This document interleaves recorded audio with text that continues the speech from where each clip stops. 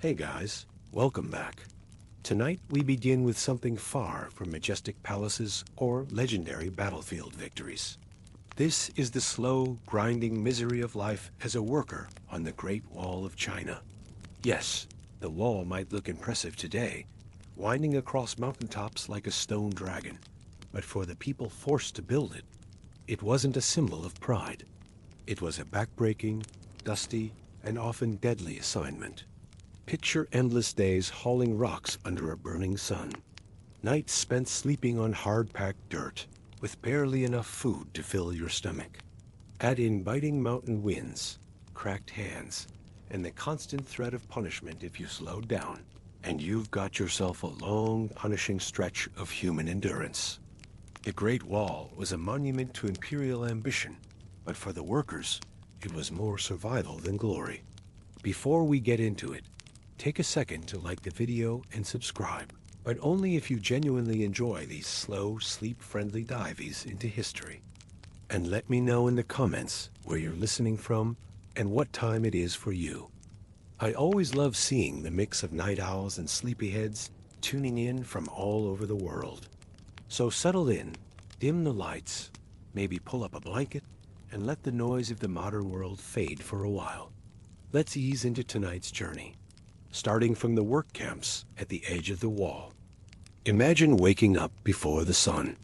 Your bed is just a patch of hard-packed dirt. A thin blanket, stiff with dust and sweat, barely shields you from the cold.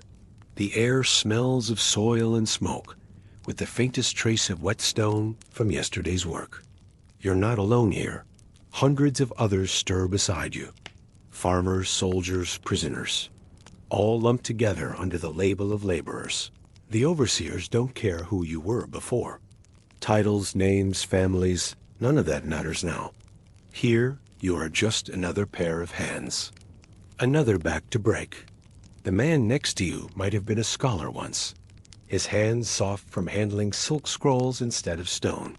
The woman across the camp could have been a merchant's wife, accustomed to silk robes rather than coarse hemp garments that now hang loose on her shrinking frame.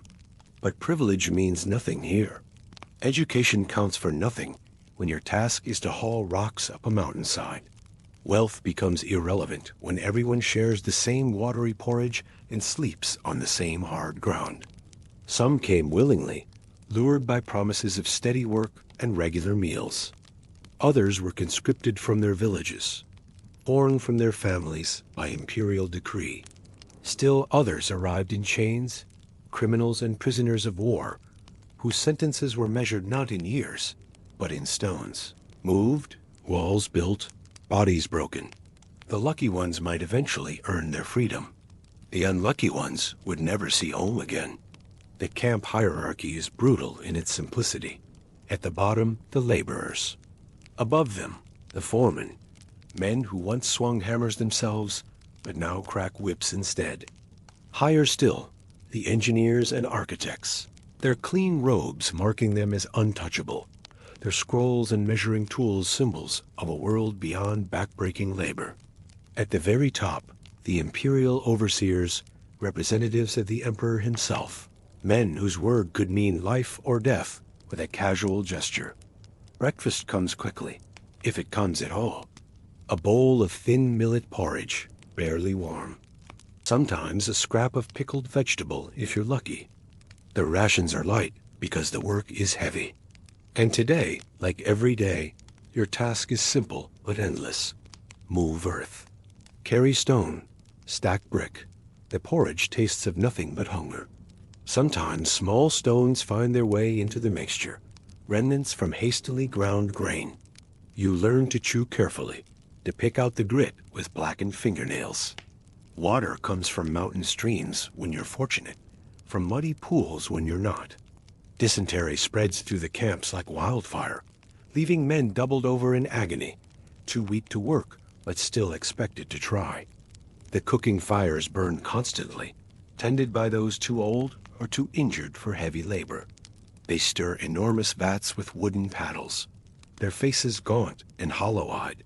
The smoke from these fires mingles with dust from the construction, creating a perpetual haze It hangs over the work sites like a funeral shroud. On windless days, the air becomes so thick you can taste the grit between your teeth with every breath. Meals are eaten in silence, not from any rule, but from exhaustion so complete that conversation becomes a luxury few can afford. Men squat in circles, holding their bowls close to their chests, protective of every morsel. There are no tables, no benches, no comfort of any kind. You eat standing or crouched on the ground, always ready to move when the overseers bark their commands. The wall stretches endlessly across the hills, like a great stone snake winding toward the horizon. It's not a single smooth structure like the photos you may have seen today. Back then, it was a series of disconnected walls, trenches, and tamped earth barriers, built by different dynasties over centuries. Your section is just one more piece in this growing chain of defense. The scale of the construction defies comprehension. From your position on the mountainside, you can see other work sites dotting the landscape like anthills. Thousands of tiny figures moving in organized chaos, each group focused on their particular section. The wall doesn't follow a straight line.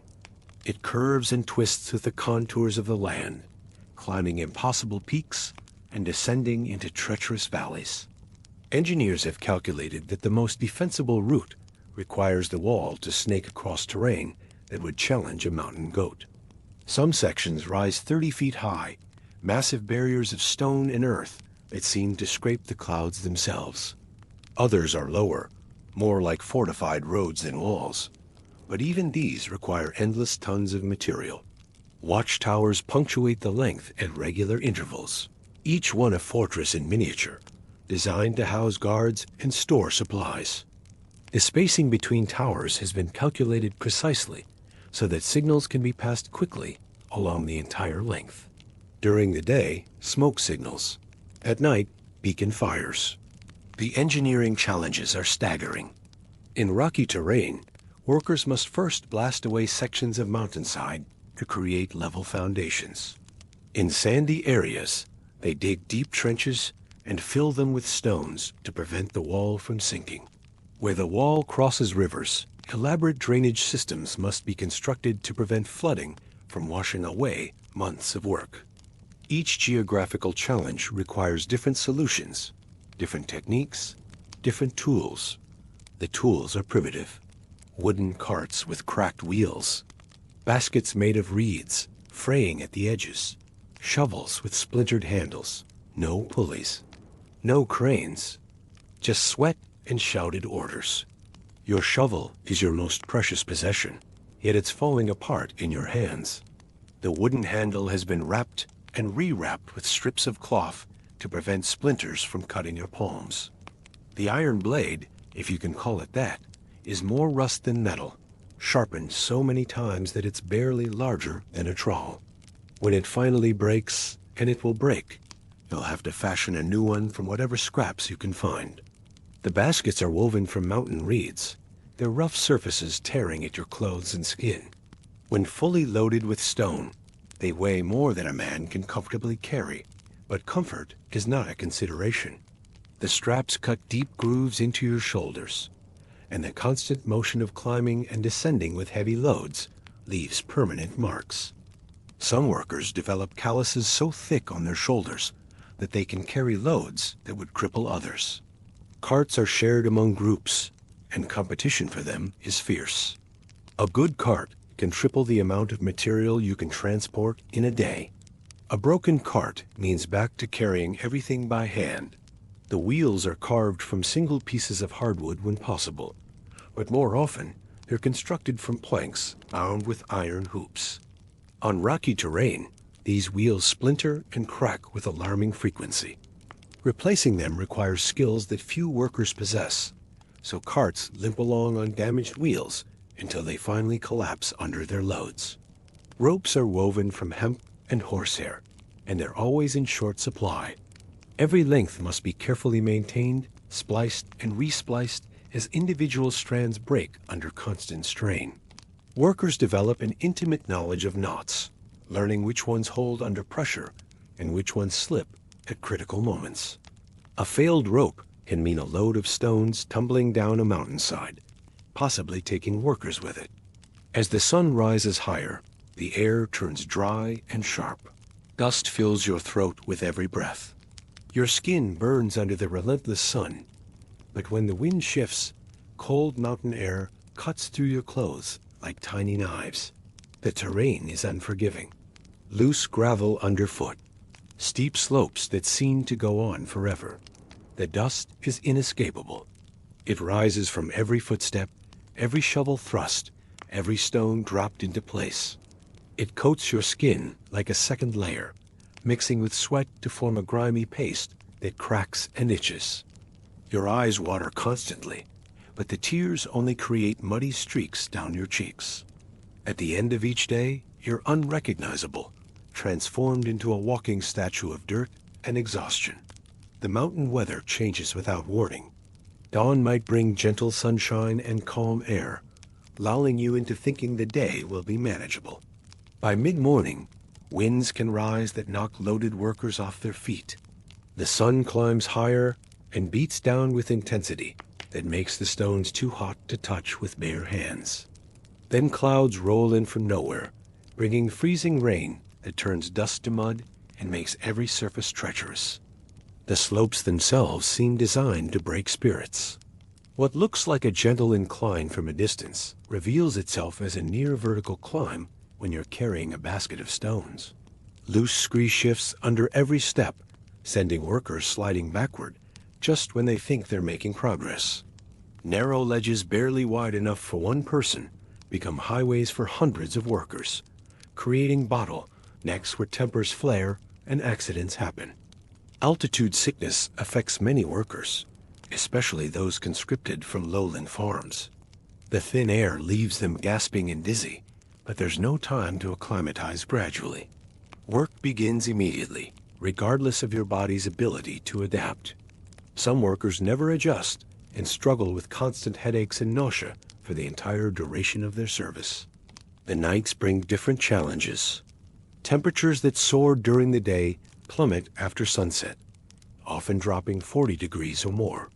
The same clothes that felt suffocating in the heat become inadequate protection against the cold. Workers huddle together for warmth, sharing body heat and thin blankets in desperate attempts to stave off hypothermia. Mistakes are costly here. If a stone falls or if you falter under a heavy load, there's little sympathy. A twisted ankle might mean being left behind. Too slow or too weak, and you risk punishment. Or worse, abandonment on the worksite. Many workers never leave.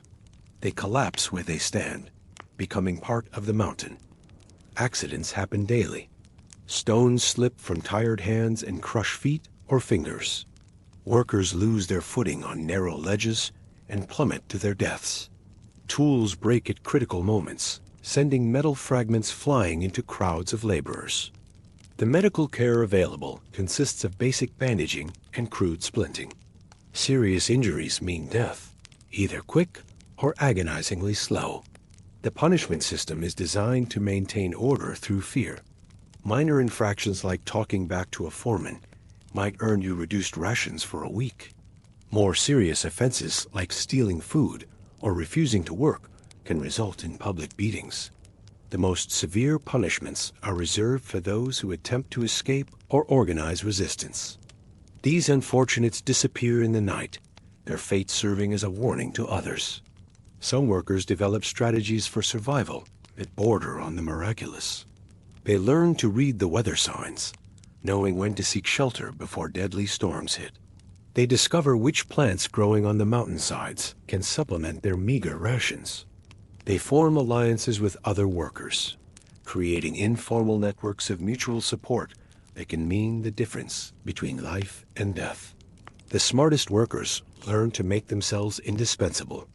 Those with carpentry skills become essential for maintaining tools and carts. Workers who can read and write sometimes find themselves promoted to record-keeping positions. Men with knowledge of stone cutting or masonry are valued for their expertise. But for every worker who finds a way to improve their situation, dozens more remain trapped in the brutal cycle of manual labor. The days blur together. Morning turns to midday, midday to dusk. The overseers watch constantly, counting loads and measuring progress. Whips sometimes crack, not always on backs, but close enough to remind everyone of the consequences.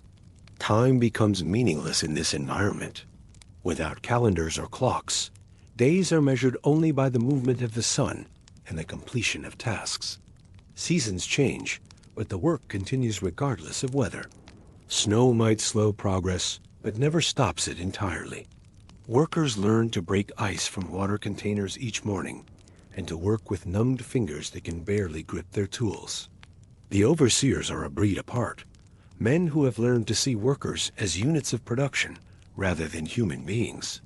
They carry bamboo rods and leather whips, but their most powerful weapon is their ability to control food distribution. A worker who displeases an overseer might find their rations cut in half or eliminated entirely. In an environment where everyone hovers on the edge of starvation, this power is absolute. Progress is measured obsessively. Each work gang has quotas to meet, calculated by the Imperial engineers based on optimal conditions. Weather, terrain difficulties, and worker deaths are not factored into these calculations. Meeting quota means survival. Falling short means punishment for the entire group. This system turns workers against each other, as the failure of one can doom many. The record keeping is meticulous in its inhumanity.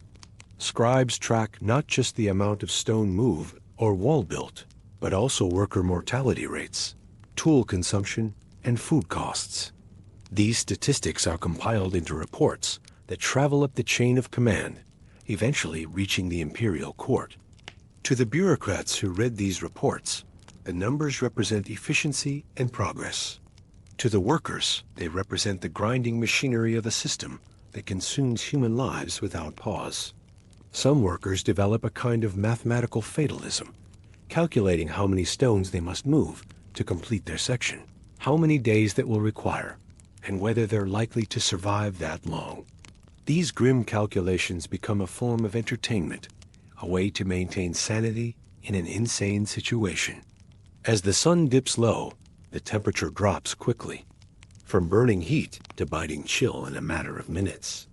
The wind picks up, sending dust swirling like ghosts around the unfinished walls. The transition from day to night brings no relief, only a different set of torments. The work might pause, but the suffering continues. Injured workers who manage to keep working despite their pain now collapse as adrenaline fades. The camp fills with the sounds of misery, groans from those with broken bones, coughing from those with dust-filled lungs, and the quiet weeping of those who have reached their breaking point. The evening meal, when it comes, is even more meager than breakfast. The same thin porridge, now cold and congealed. Sometimes there's dried fish, so heavily salted that it creates more thirst than it satisfies hunger. The salt is necessary to preserve the fish during transport, but it's torture for workers who already struggle to find enough clean water. The lack of fresh food creates its own health crisis. Scurvy appears first as fatigue and joint pain, symptoms that blend invisibly with the general misery of the camps. As the disease progresses, workers develop bleeding gums and loose teeth. Their old wounds fail to heal, and new injuries become infected easily. Fresh vegetables might prevent this suffering, but they're luxuries that exist only in the distant memories of home. The evening is also when the day's casualties are tallied. Bodies are removed from the work sites and buried in mass graves carved into the mountainside. There are no individual markers, no ceremonies, no recognition of the lives lost. The dead become anonymous statistics in the imperial records. Their only monument, the wall they died building. The wind at this altitude carries sounds from great distances. Workers can hear the hammering and shouting from other work sites miles away, creating an endless symphony of labor that continues around the clock. Sometimes the wind brings other sounds, the howling of wolves, the distant roar of mountain cats, or the eerie calls of night birds. These wild sounds serve as reminders of the world beyond the wall, a world that seems increasingly remote and unattainable. At night, the camp grows quiet, except for the low coughs of men with lungs full of dust, or the occasional muffled sob from someone too young, too tired, or too far from home. The darkness brings a temporary respite from the overseer's watchful eyes, allowing workers to drop the pretense of strength and endurance. Men who maintained stoic faces during the day now allow themselves to show their pain. The strong help the weak, sharing water and extra blankets when possible. These small acts of kindness become precious in an environment designed to strip away humanity. Sleep comes fitfully. The hard ground offers no comfort, and the thin blankets provide little warmth. Workers learn to sleep in shifts, with some staying awake to tend the fires and watch for dangers. Mountain predators are a real threat, drawn by the scent of food and the warmth of the fires. More dangerous still are human predators. Thieves who would steal another man's rations or blanket, leaving their victim to face certain death. Dreams, when they come, are often nightmares. Workers dream of being crushed under falling stones, of sliding off mountainsides, of endless marsh carrying impossible loads. But sometimes the dreams are worse because they're beautiful. Visions of home, of families left behind, of lives that seem increasingly like fantasies. Waking from these dreams is often the cruelest moment of each day. The night shift workers move through the darkness like specters, their lanterns creating pools of flickering light in the vast darkness. The work continues even in these hours, though at a slower pace. Stone must still be moved. Walls must still be built. The Empire demands progress regardless of the sun's position. And yet, the work doesn't stop. Sometimes night shifts are ordered, lit only by flickering torches. Shadowy figures move stone long after the moon rises. Night work is particularly dangerous. The inadequate lighting creates pools of visibility surrounded by treacherous darkness. Workers stumble over obstacles they can't see, step into holes that could break an ankle, or walk too close to cliff edges. The torches cast dancing shadows that distort distances and make every task more difficult. The fuel for these torches is as carefully rationed as food. Pine resin and animal fat burn with acrid smoke that further irritates already inflamed lungs. When supplies run low, workers must search the mountainsides for dry wood, adding fuel gathering to their endless list of duties. On windless nights, the smoke hangs low over the work sites, creating a toxic fog that makes breathing even more difficult. The night shift workers develop their own culture, separate from the day laborers. They speak in whispers and move with the cautious steps of men who know that a single misstep could be fatal. They learn to work by feel as much as sight, developing an almost supernatural ability to judge distances and weights in the darkness. The overseers who work the night shifts are often the cruelest, men who seem to take particular pleasure in pushing exhausted workers beyond their limits. Perhaps the darkness amplifies their power, or perhaps night duty attracts those with the most sadistic tendencies. Whatever the reason, workers quickly learn that night shift overseers are to be feared even more than their daytime counterparts. The psychological impact of working in darkness is profound. Humans are not naturally nocturnal creatures, and forcing the body to remain active during hours when it should rest creates a form of torture that compounds all other suffering. Night workers often develop a hollow-eyed, haunted appearance that marks them as different from their day shift counterparts. There's a saying among the workers, passed softly from mouth to mouth, almost like a prayer or a curse: the wall eats men. Some believe the wall is built not just with stone, but with the bodies of those who died making it.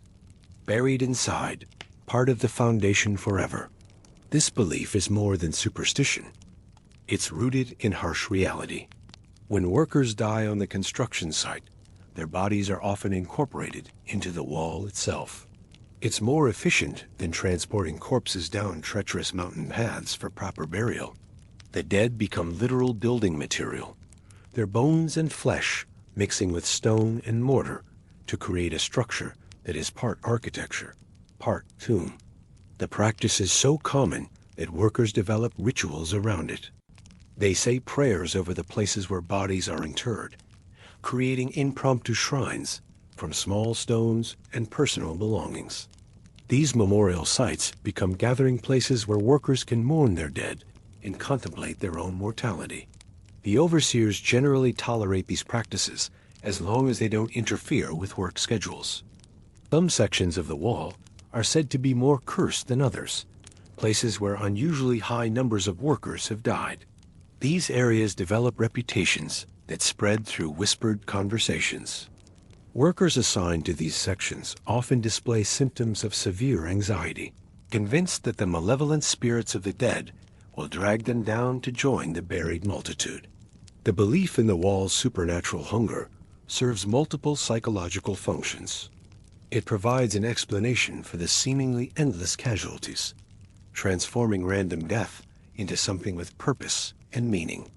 It also creates a sense of shared identity among the workers, who see themselves as sacrifices to this stone monster rather than mere laborers. In a strange way, it dignifies their suffering by making them part of something larger than themselves. Archaeological evidence suggests that the folklore contains more truth than myth. Modern excavations of ancient wall sections have uncovered human remains mixed with construction materials. While some of these may represent proper burials that were later disturbed by construction, others show clear signs of having been incorporated into the structure intentionally. No one knows how many lives the wall truly cost. Tens of thousands? Hundreds of thousands? More? The records, where they existed, were thin. And even if they weren't, few cared enough to count. The imperial bureaucracy that managed the wall's construction was obsessed with certain statistics while completely ignoring others. They tracked stone quantities, tool consumption, and construction progress with mathematical precision. But human casualties were recorded haphazardly, if at all. Workers who died were simply replaced with new conscripts, their deaths noted only as productivity interruptions. Different estimates of the death toll vary wildly, partly because different dynasties built different sections under different conditions. Some sources suggest that one worker died for every meter of wall constructed. Others propose more conservative figures, but even these represent staggering human costs. The truth is that accurate records were never kept, and the scattered documents that survive often contradict each other. The lack of accurate casualty records reflects the imperial attitude toward worker lives. In a society where the emperor's will was absolute and individual lives had minimal value, the death of construction workers was considered no more significant than the consumption of building materials. This callous disregard for human life was institutionalized in the very structure of the project. Local folk traditions preserve memories that official histories ignore. Villages near wall construction sites maintain oral traditions that describe the departure of men who never returned. These stories, passed down through generations, often provide more reliable information about casualties than official records. They speak of entire communities depopulated by wall construction, of families that lost every able-bodied male member. The demographic impact of wall construction extended far beyond the immediate casualties. The conscription of workers created labor shortages in agricultural regions, leading to reduced harvests and increased vulnerability to famine. Families lost their primary breadwinners, often sliding into poverty and desperation. The social fabric of entire regions was torn apart by the empire's insatiable demand for workers. Even among survivors, the long-term health consequences were severe. Workers who completed their service often returned home as broken men, their bodies destroyed by years of brutal labor. Many suffered from chronic respiratory problems caused by constant dust inhalation. Others bore permanent injuries that left them unable to perform normal work. These human costs never appeared in official calculations of the wall's price. For you, there's no end in sight. Just another morning of sore muscles and aching bones. Another day hauling stone after stone. Another night falling asleep to the sound of distant hammers and coughing voices. The psychological toll of this endless routine may be worse than the physical suffering. Humans need hope to survive, but hope becomes a luxury that few workers can afford. Planning for the future becomes pointless when survival past the next day is uncertain. The mind adapts to this hopelessness by shutting down, focusing only on the immediate task at hand. Some workers develop a form of meditation that helps them endure. They learn to empty their minds completely, becoming automatons that move stones without thought or feeling. This dissociation provides temporary relief from suffering, but comes at the cost of humanity itself. These men become living ghosts, their spirits crushed as thoroughly as their bodies. Others find ways to maintain their sanity through small acts of defiance. They sing quietly while they work, despite prohibitions against it. They carve small symbols into stones before placing them in the wall, leaving tiny signatures that future generations might discover. They share stories and memories during rest periods, keeping alive the parts of themselves that the law hasn't consumed. The concept of time becomes distorted in this environment. Days blur into weeks, weeks into months, with no clear markers to distinguish one period from another. Without calendars or celebrations, workers lose track of seasons and years.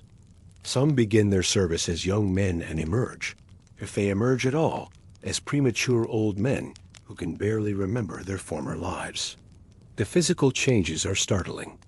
Muscles develop in some areas while atrophying in others, creating bodies that are specifically adapted to wall construction but unsuited for normal life. Hands become permanently gnarled from gripping tools and stones. Spines curve from constant bending and lifting. Faces age decades in a matter of years, weathered by sun, wind, and dust until workers become unrecognizable. Yet even in this hellish environment, human connections form. Workers develop bonds with their fellow laborers that can be stronger than family ties. They share not just physical burdens, but emotional ones, creating support networks that help some survive when others perish. These relationships become lifelines in an ocean of suffering. The knowledge that others have endured similar fates provides a strange comfort. Workers sometimes find stones carved with messages from previous construction crews, small affirmations that others have stood in the same place and faced the same challenges. These discoveries create a sense of continuity, a feeling that they're part of a larger human story that stretches across generations. The construction techniques themselves evolve through necessity and desperation. When proper mortar runs short, workers learn to mix alternatives from mountain clay, crushed shells, and even rice paste brought up from the valleys. These improvised solutions sometimes hold better than the official materials, testament to the ingenuity born from suffering. Workers discover that certain stones fit together like puzzle pieces, requiring no mortar at all, and they develop an almost mystical ability to identify the perfect stone for each position. The wall's design adapts to local materials and conditions in ways that would never appear in the imperial plans. In regions where good stone is scarce, workers construct sections from rammed earth, pounding layers of soil and gravel between wooden forms with enormous mallets. The rhythmic pounding creates a percussion that echoes through the mountains, a drumbeat that marks the passage of time more accurately than any sundial.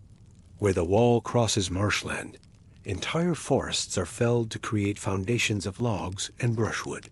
These sections require different skills, and workers who know woodcraft find themselves valuable specialists. They split massive timbers with wedges and sledgehammers, their techniques passed down from generations of foresters, now pressed into imperial service. The smell of fresh-cut wood provides a brief respite from the omnipresent dust, carrying memories of home for those who once worked in lumber. The transportation of materials creates its own infrastructure of suffering. Roads must be carved into mountainsides to allow carts to reach construction sites. These roads are engineering marvels in themselves, zigzagging up impossible slopes with grades, calculated to the limits of animal endurance. Teams of oxen and mules haul enormous loads up these paths, their hooves worn to bloody stumps by the sharp stones. When animals collapse, they're often left where they fall, their bodies becoming landmarks for future supply trains. Quarries spring up wherever suitable stone is found, often miles from the actual construction. These quarries become hellscapes of their own, where workers split rock with fire and water, heating stone faces with massive bonfires, then dousing them with cold water to create fractures. The thermal shock shatters rock along natural grain lines, but the technique requires precise timing and often results in dangerous explosions of superheated steam and flying stone fragments. The logistics of feeding thousands of workers in remote locations creates supply chains of staggering complexity. Pack trains of camels and horses wind through mountain passes, carrying grain and preserved foods from distant provinces. These caravans become targets for bandits and raiders who prey on the empire's extended supply lines. Protecting the food supplies requires military escorts, further draining imperial resources and adding armed tension to already desperate situations. Water is perhaps the most critical resource, and its scarcity drives some of the cruelest decisions on the work sites. Wells must be dug wherever construction begins, often requiring workers to descend hundreds of feet through solid rock. These well-digging crews develop specialized techniques using primitive drilling tools and explosives made from saltpeter and charcoal. Cave-ins are common, trapping diggers in shafts too narrow for rescue attempts. When wells fail or water sources dry up, entire construction sites must be abandoned or supplied by water carriers who make daily journeys of many miles. These water bearers occupy a strange position in the hierarchy, simultaneously essential and expendable. They know every spring and stream in the region, but their knowledge dies with them when they collapse from exhaustion or fall prey to mountain predators. The seasonal rhythms of construction create cycles of hope and despair. Spring brings snowmelt that swells streams and provides abundant water, but it also brings flooding that can wash away months of work in a single night. Summer offers long working days but creates heat that makes stone too hot to handle and causes workers to collapse from dehydration. Autumn provides ideal working conditions, but carries the knowledge that winter approaches with its own set of challenges. Winter construction continues, despite conditions that would seem to make work impossible. Workers develop techniques for building in snow and ice, using fires to melt foundations and special mortar that can set in freezing temperatures. The human cost during winter months skyrockets as frostbite claims fingers and toes, and exposure kills workers who lack adequate shelter. The cultural impact of wall construction reaches far beyond the work sites themselves. Entire regions are transformed as local populations are conscripted or displaced. Traditional farming communities find themselves emptied of working-age men, forcing women, children, and elderly to attempt harvests they cannot complete. This agricultural disruption creates cascading famines that affect populations hundreds of miles from the nearest wall construction. Local languages and dialects begin to change as workers from different regions are thrown together. A pidgin construction language develops, incorporating technical terms from multiple traditions. This linguistic mixing creates new words for tools, techniques, and conditions that don't exist elsewhere. Some of these terms survive in regional dialects long after the wall's completion, linguistic fossils of an enormous human tragedy. The religious implications of wall construction create theological crises in local communities. Traditional beliefs about proper burial and ancestor veneration are shattered when family members die far from home and are interred in the wall itself. Local priests and shamans struggle to adapt ancient rituals to accommodate these new realities, creating hybrid ceremonies that attempt to honor the dead while acknowledging their unusual resting places. Marriage customs also adapt to the reality of mass conscription. Communities begin performing mass wedding ceremonies before men leave for wall duty, hoping to ensure genetic continuation and provide women with legal protections during their husband's absence. These hasty marriages often involve complete strangers, chosen more for practical considerations than emotional attachment. The black market economy that springs up around construction sites reveals human adaptability in its rawest form. Workers trade personal possessions for extra food, creating complex barter systems where a mother's jade bracelet might be worth 3 days of additional rations. Corrupt overseers sell exemptions from the most dangerous assignments in exchange for valuables, creating a market where wealth can temporarily buy safety. Professional thieves operate within the camps, stealing from workers who have little to begin with. These criminals often face brutal justice when caught, but desperation drives them to continue their predatory activities. Some thieves specialize in robbing the dead, stripping bodies of anything valuable before they're incorporated into the wall. This ghoulish practice adds another layer of horror to an already nightmarish environment. The medical knowledge developed through treating wall construction injuries advances certain aspects of ancient surgery and trauma care. Doctors and healers learn to set complex fractures, treat severe burns, and manage infections under primitive conditions. These skills, born from necessity, sometimes represent genuine medical advances that benefit broader society. However, the ethical cost of this knowledge is staggering, as it comes from experimenting on workers who have no choice but to submit to treatment. Amputation becomes routine for workers whose limbs are crushed beyond repair. The crude surgical techniques available often result in infection and death, but some workers survive these procedures and continue working in modified capacities. One-handed workers learn to assist with lighter tasks, while those who lose legs might be assigned to sorting stones or maintaining tools. The sight of mutilated workers continuing their duties serves as a constant reminder of the wall's appetite for human sacrifice. The psychological coping mechanisms that develop among long-term workers reveal remarkable human resilience. Some workers create elaborate fantasy worlds in their minds, imagining themselves as heroes in epic tales where their suffering has noble purpose. Others develop ritualistic behaviors that provide structure and meaning to their days, perhaps arranging stones in specific patterns or performing small ceremonies before beginning work. Gambling becomes a form of escape, with workers betting on everything from daily stone quotas to which of their colleagues will die next. These morbid wagers might seem callous, but they provide a way to process the randomness of death and maintain some sense of agency in an environment where personal control is otherwise non-existent. Storytelling traditions flourish in the camps, with workers sharing tales from their home regions during rare rest periods. These stories become more elaborate and fantastic over time, incorporating elements from multiple cultural traditions. Epic narratives develop around legendary workers who accomplished impossible feats or survived extraordinary ordeals. These stories serve multiple functions. They preserve cultural heritage, provide entertainment, and create folk heroes who embody the possibility of transcending circumstances.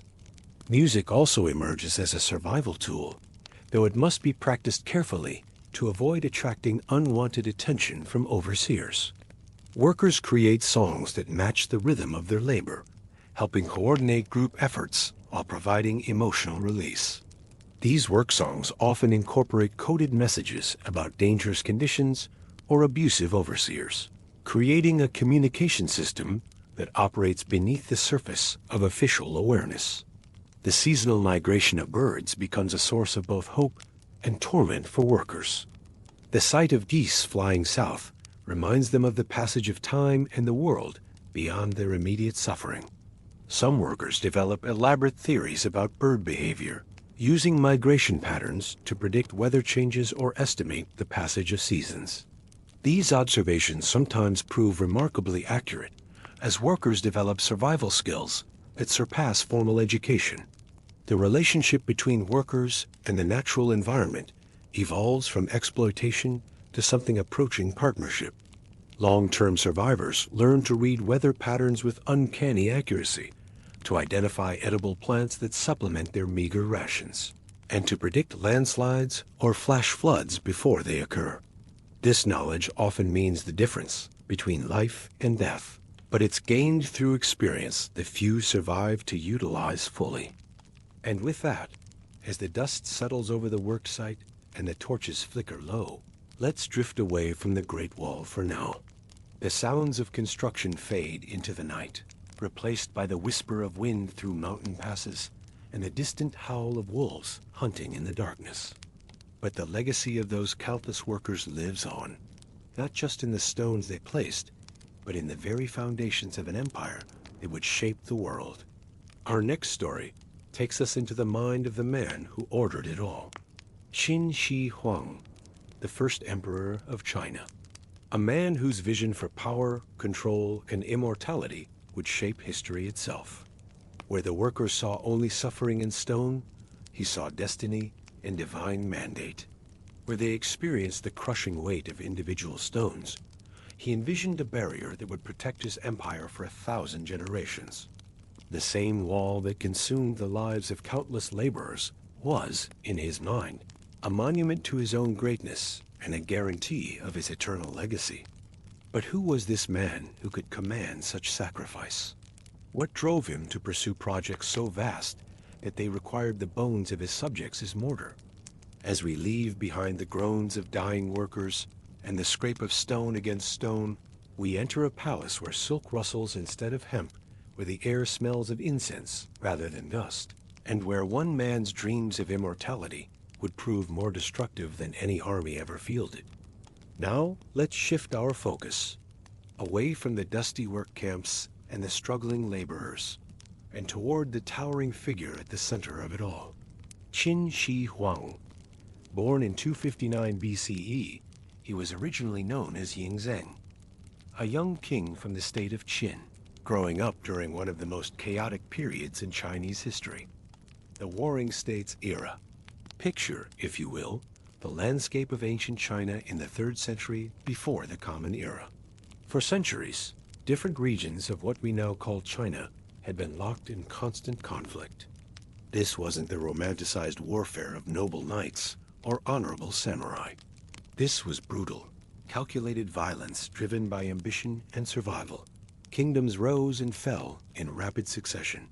Alliances shifted like sand. Betrayal was a daily reality. The very map of the known world seemed to change with each passing season. Where once stood the mighty kingdom of Han, suddenly you'd find armies flying the banners of Wei.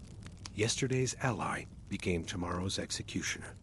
The weak were consumed by the strong, only to watch the strong devoured by those even more ruthless. Into this maelstrom of blood and politics was born a child who would reshape the very concept of empire. The state of Qin, from which young Yingzheng would take his imperial name, was itself a product of this violent age.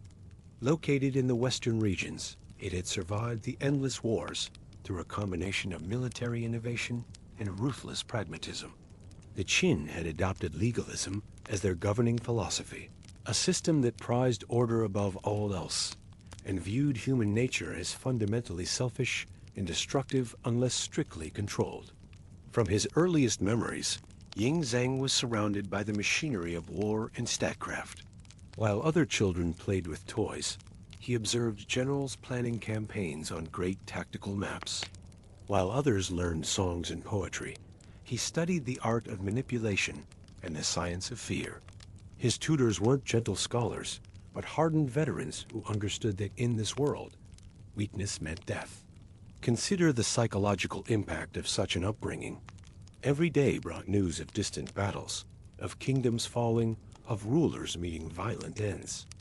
The young prince learned that his own life, no matter how privileged, hung by the thinnest of threads.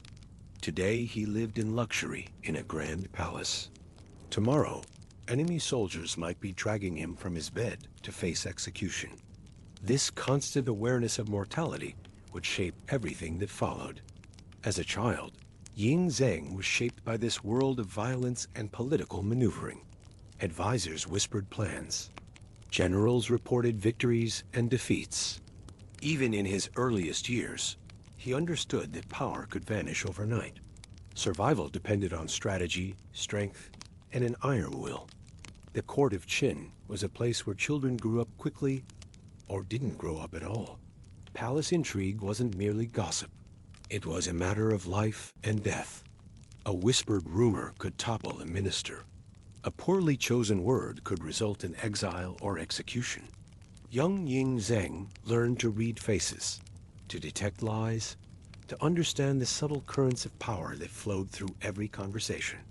His father, King Xuanzong, had lived through the same harsh realities. The stories passed down through the royal family weren't fairy tales, but cautionary accounts of rulers who had shown mercy and paid for it with their kingdoms, of emperors who had trusted advisors and died by poison, of dynasties that had grown soft and been swept away like leaves in a storm. But there was something different about young Yin Zheng. Where others saw chaos, he began to perceive patterns. Where others saw insurmountable obstacles, he envisioned solutions. Even as a teenager, courtiers noted an unusual quality in his gaze, a calculating intelligence that seemed to weigh every possibility, every advantage, every weakness. The ancient Chinese concept of the mandate of heaven suggested that legitimate rulers possessed a divine right to govern, granted by the celestial forces themselves. But the Warring States period had seemingly shattered this notion. How could heaven approve of so many different kings, all claiming legitimacy while slaughtering each other's subjects? Young Ying Zheng developed his own interpretation. Perhaps heaven was testing humanity, waiting for someone strong enough and clever enough to restore proper order. Perhaps all this chaos was simply the birth pangs of a greater destiny. By the time he was in his early 20s, Ying Zheng had already begun his campaign to unify the fractured kingdoms. But this wasn't merely military conquest. This was a complete reimagining of what governance could be. The traditional approach to warfare in this era involved elaborate rituals, seasonal campaigns, and complex negotiations between battles. Ying Zheng swept all of this aside. His armies struck without warning, fighting through winter when enemies expected respite. His diplomats made offers too generous to refuse, then honored those agreements just long enough to position their forces for the next assault. Where other rulers sought to humiliate their enemies, Ying Zheng sought to absorb them. Defeated generals were often recruited rather than executed. Conquered territories weren't merely plundered, but integrated into an expanding administrative system. He understood that lasting power came not from fear alone, but from making former enemies into willing subjects. The siege of Handan, capital of the state of Zhao, demonstrated this approach perfectly. Rather than simply surrounding the city and waiting for surrender, Qin forces systematically cut off supply lines while simultaneously offering generous terms to any defenders who switched sides. As weeks passed, the city's resolve crumbled not through starvation, but through the gradual realization that resistance was futile. Over the next decade, he moved swiftly and ruthlessly. State after state fell to his armies. Each conquest brought new challenges and new opportunities. The state of Han, known for its iron weapons and crossbow technology, saw its innovations immediately adopted by Qin forces. The musicians and artists of Qi found new patrons in the Qin court. The administrative systems of Wei were studied, refined, and incorporated into the growing imperial bureaucracy. But it wasn't just about military victory. Ying Zheng understood that true unification required something deeper than conquest. It required the creation of a new identity, a new way of thinking about what it meant to be Chinese. The campaigns against the southern state of Chu proved particularly challenging. Siho's territory was vast, its people fiercely proud, and its generals experienced in unconventional warfare. Traditional Qin tactics of rapid strikes and overwhelming force proved less effective in the humid river valleys and dense forests of the south. This forced Ying Zheng to develop new approaches. He began incorporating Chu military advisors into his planning councils, learning their intimate knowledge of local geography and customs. More importantly, he started presenting himself not as a foreign conqueror, but as a unifying figure who could bring peace to all Chinese peoples, regardless of their original kingdom. The psychological aspect of these campaigns cannot be understated. By the time Qin armies approached a new target, stories of their invincibility had often preceded them.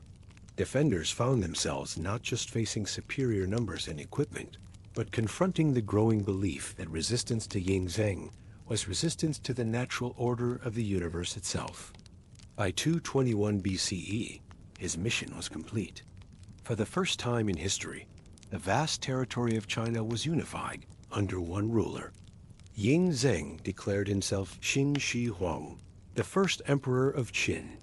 The moment of final victory came not with a grand battle, but with the surrender of the last independent state, Qi, whose ruler simply opened his gates and walked out to formally submit. After decades of warfare, the final act of unification was almost anticlimactic. But Yin Zheng understood the profound significance of what had been achieved. Standing in his capital, looking out over maps that no longer showed fractured kingdoms, but provinces of a single empire, the new emperor faced a challenge perhaps greater than conquest itself. How do you govern a territory so vast that it takes months to travel from one end to the other? How do you create loyalty among people who have spent generations viewing each other as enemies? The title he chose for himself reveals his ambitions. Shi Huang meant first emperor, implying not just that he was the first to unify China, but that he was establishing a dynasty that would rule for 10,000 generations. This wasn't just political conquest. It was an attempt to reshape human civilization itself. With unification came sweeping reforms. The emperor standardized weights and measures, creating a single currency across the empire. Roads were expanded. Written scripts were unified. Even the width of wagon axles was standardized to allow for smoother travel across imperial roads. These might seem like mundane administrative details, but their impact was revolutionary. Before unification, a merchant traveling from the former state of Qin to the former state of Sichu would encounter different currencies, different writing systems, different legal codes, even different measurements for basic goods. Trade was hobbled by confusion and distrust. The standardization of writing proved particularly significant. Previously, the character for horse might be written one way in the north and completely differently in the south. Scholars from different regions literally could not read each other's works. By imposing a single script across the empire, Qin Shi Huang created the possibility of truly unified administration and culture. The road system he expanded became the circulatory system of the empire. These weren't mere dirt paths, but engineered highways with standardized widths, regular way stations, and efficient drainage systems. The famous saying that all roads lead to Rome could equally be applied to Qin China, where the capital became the hub of a transportation network that connected the farthest provinces to the imperial center. But perhaps most importantly, the emperor standardized law itself.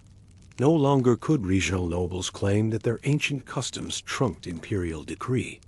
From the northern steppes to the southern rice paddies, the same legal code applied to everyone. Justice, such as it was, became predictable and uniform. This legal standardization extended to something as basic as the calendar itself.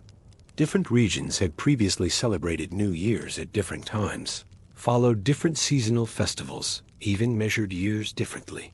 The imperial calendar created a shared sense of time across the empire, with all subjects marking the same holidays and organizing their lives around the same seasonal rhythms. The emperor's reforms touched every aspect of daily life.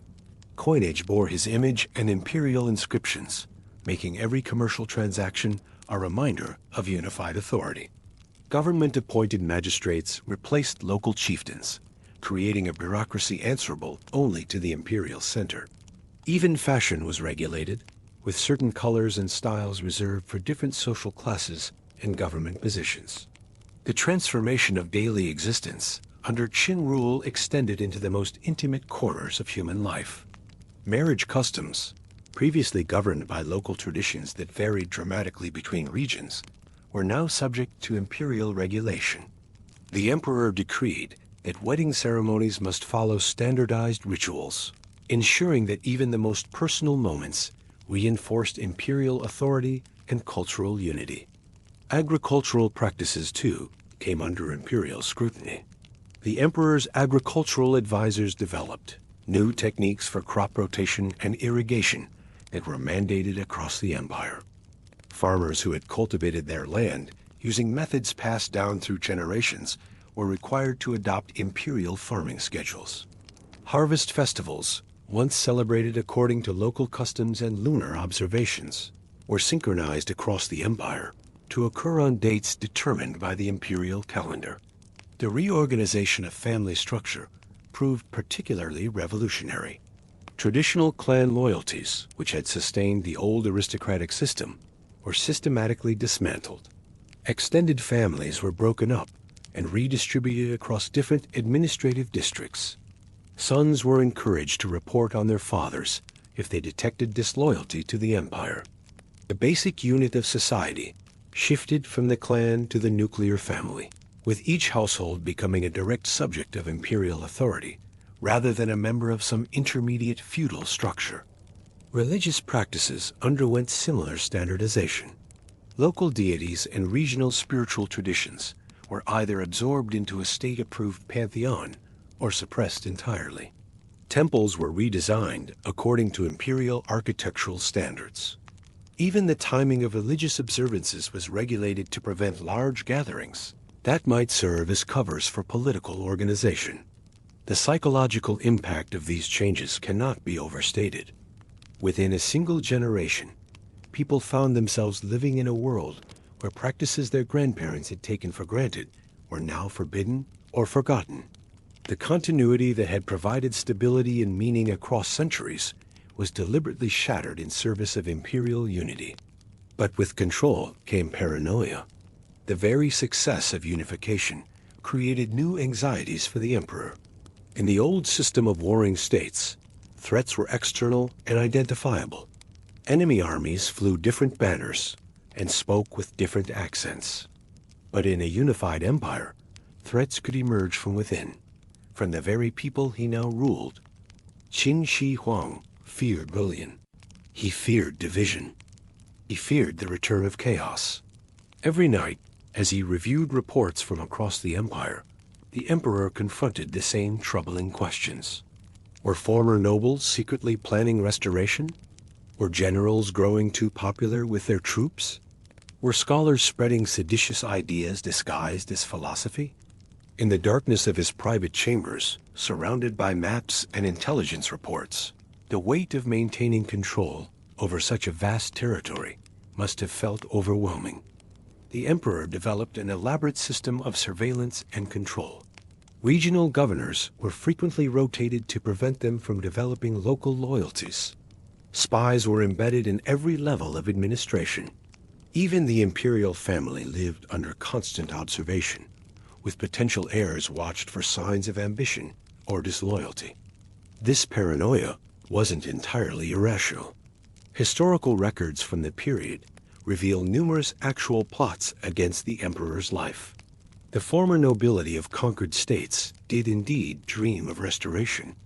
Regional governors did sometimes attempt to establish independent power bases. The difference between justified caution and destructive paranoia became increasingly blurred. The most dangerous threats often came from within the imperial court itself. Palace eunuchs, who had unprecedented access to the emperor, occasionally plotted to manipulate succession or eliminate rivals.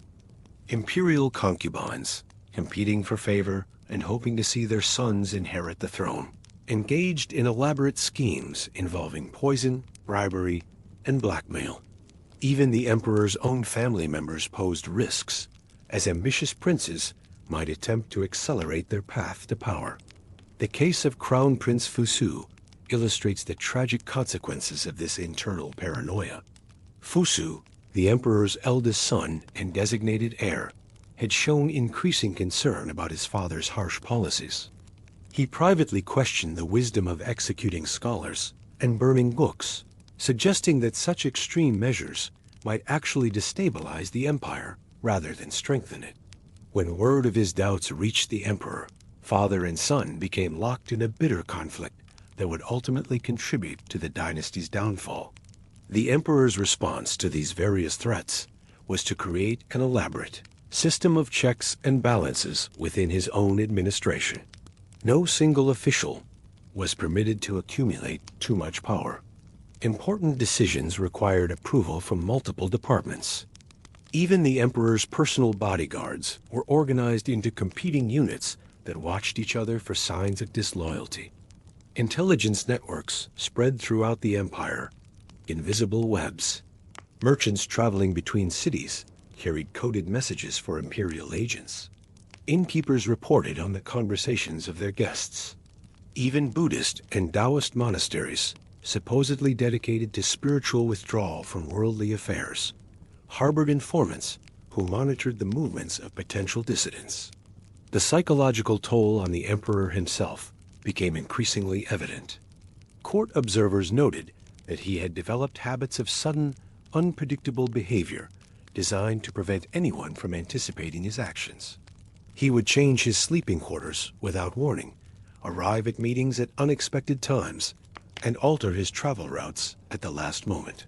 The man who had brought order to an entire civilization found himself living in constant disorder. One particularly haunting account describes the emperor's reaction to an assassination attempt in which a would-be killer posed as a diplomatic envoy. After narrowly escaping death, Huang reportedly spent days interrogating not just the assassin, but dozens of palace staff, convinced that the plot must have had inside assistance. Several innocent servants were executed based on nothing more than their proximity to the would-be killer. And more than anything, he feared death. This fear of death wasn't simply personal mortality, but the death of everything he had built.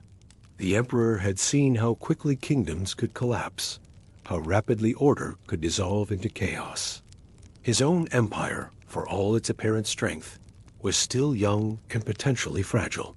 What would happen when he was no longer there to hold it together? For a ruler who had conquered every rival, the idea that he might one day lose control of his own life was unbearable. In quiet moments, perhaps looking out over his capital city or reviewing reports from distant provinces, the emperor must have contemplated the fundamental injustice of mortality. He had achieved what no human in history had accomplished. He had unified a civilization, created lasting institutions, imposed order on chaos itself. And yet, like the humblest peasant in his empire, he would eventually grow old, grow weak, and die. The contrast between his vast earthly power and his powerlessness before death created a psychological tension that would dominate his later years. Here was a man who could order the execution of thousands, who could move armies with a gesture, who could reshape the very landscape of his empire through massive construction projects. But he could not command his own body to stop aging, or his own heart to beat beyond its natural span. His search for immortality became an obsession. This wasn't merely the idle curiosity of a wealthy ruler with too much time on his hands. This was a systematic, empire-wide effort to defeat death itself. The emperor devoted enormous resources to the search for eternal life, treating it as seriously as any military campaign or administrative reform. Throughout the empire, he sent envoys to seek magical herbs and elixirs rumored to grant eternal life. These weren't casual expeditions, but major undertakings involving hundreds of people and lasting months or even years. Ships were commissioned to sail to legendary islands where immortal beings supposedly lived. Mountain expeditions sought rare plants said to bloom only once per century. Diplomatic missions were sent to distant kingdoms in hopes of acquiring foreign knowledge about life extension. The scale of these efforts was staggering. Imperial records mention expeditions to the eastern seas involving fleets of ships and thousands of crew members. Some of these expeditions simply vanished, never returning to report their findings. Others returned with exotic substances and tales of near discoveries, always promising that the next expedition would finally succeed. One particularly ambitious mission involved the search for the legendary Mount Penglai, said to float somewhere in the Eastern Sea. According to mythology, this mountain was home to immortal beings who possessed the secret of eternal life. The emperor dispatched not one, but multiple expeditions to find this mythical place, each equipped with months of supplies and detailed instructions for negotiating with immortal inhabitants. Alchemists were brought to the court, offering strange concoctions and promises they couldn't keep. The imperial palace became a bizarre combination of governmental center and mystical laboratory. In chambers adjacent to the throne room, robed figures bent over bubbling cauldrons, mixing ingredients according to ancient formulas or newly invented theories. These court alchemists were a strange breed, combining genuine scientific knowledge with outright charlatanism. Some were learned scholars who had studied chemical properties and astronomical patterns. Others were opportunistic fraudsters who recognized the emperor's desperation and exploited it for personal gain. Many probably fell somewhere between, half convinced of their own abilities and half aware that they were selling false hope. The emperor's patronage of alchemy attracted practitioners from across the known world. Buddhist monks from India brought knowledge of meditation and herbal medicine. Taoist hermits descended from remote mountains with claims of extended lifespans. Foreign merchants offered exotic substances from distant lands, each promising to be the missing ingredient in the formula for immortality. Mercury became a common ingredient in many of these potions. Though we now know mercury is toxic, the emperor believed it held special, life-extending properties. The reasoning seemed logical at the time. Mercury was unique among metals for remaining liquid at room temperature, suggesting some kind of vital essence. Its silvery appearance was associated with the moon, which itself was connected to concepts of immortality and renewal. The irony, of course, is that the mercury-laden potions the emperor consumed in his quest for eternal life were slowly poisoning him. Modern analysis of remains from the period suggests that chronic mercury poisoning may have contributed to the paranoia, an erratic behavior that marked his later years. In seeking to extend his life, he was actually shortening it. Contemporary medical understanding of mercury poisoning reveals just how tragically counterproductive the emperor's immortality quest had become. Mercury accumulates in the nervous system, causing tremors, memory loss, and personality changes. The very symptoms that drove the emperor to seek ever more desperate remedies for his mortality were likely being caused by the treatments themselves. Court physicians, lacking modern knowledge of toxicology, interpreted the emperor's declining health as evidence that the current formulations were insufficient rather than harmful. When he complained of weakness, they increased the mercury content of his elixirs. When he suffered from insomnia and agitation, they added stimulants that further stressed his poison system. The imperial medical establishment had become trapped in a cycle of inadvertent poisoning disguised as treatment. The emperor's physical deterioration accelerated in his final years, though this was carefully concealed from the general population. Palace servants reported that he had developed a distinctive tremor in his hands, making it difficult for him to write or hold objects. His speech occasionally became slurred, particularly during long audiences or formal ceremonies. Most troubling of all, he began experiencing episodes of confusion where he would forget recent conversations or fail to recognize familiar courtiers. These symptoms only reinforced his desperate conviction that death was approaching and that more drastic measures were needed to prevent it. The failing emperor, poisoned by his own quest for immortality, became increasingly willing to try experimental treatments that no rational person would have considered. He consumed concoctions containing arsenic, lead, and other toxic substances, each one bringing him closer to the death he was so desperately trying to avoid. The tragic irony extended beyond the emperor's personal suffering. The vast resources devoted to his immortality quest could have been used to improve the lives of his subjects, strengthen the empire's defenses, or develop beneficial technologies. Instead, entire provinces were taxed to fund expeditions that brought back nothing but false hope and toxic substances. The empire's greatest engineering minds were diverted from practical projects to design elaborate laboratory equipment for producing worthless elixirs. But the emperor's consumption of mercury-based elixirs represented something deeper than mere medical ignorance. It demonstrated his willingness to risk everything in pursuit of immortality. Each time he drank one of these concoctions, knowing that some previous formulas had made him violently ill, he was gambling his life on the possibility of transcending human limitations. Qin Shi Huang also turned his focus to building monuments that would last forever. If personal immortality proved elusive, perhaps he could achieve a different kind of eternal life through grand construction projects. The buildings and monuments he commissioned weren't merely displays of wealth or power, but attempts to create something that would outlast the fragility of human flesh. The Great Wall was just one part of his legacy, an attempt to create a physical barrier between his empire and the outside world, a way to keep out not just invading armies, but perhaps death itself. The Wall project represented the emperor's attempt to impose his will on geography itself. Previous rulers had built defensive walls, but these were typically short sections protecting specific regions. Qin Shi Huang envisioned something unprecedented, a continuous barrier stretching across the entire northern frontier of his empire. The symbolic significance of the wall extended far beyond military defense. In Chinese cosmology, the north was associated with winter, death, and chaos. By building a massive wall on the northern border, the emperor was essentially creating a physical manifestation of his desire to keep death and disorder at bay. The wall wasn't just meant to keep out barbarian armies. It was intended to preserve the civilized order of the empire against the forces of dissolution. Construction of the wall became a project that consumed enormous human and material resources.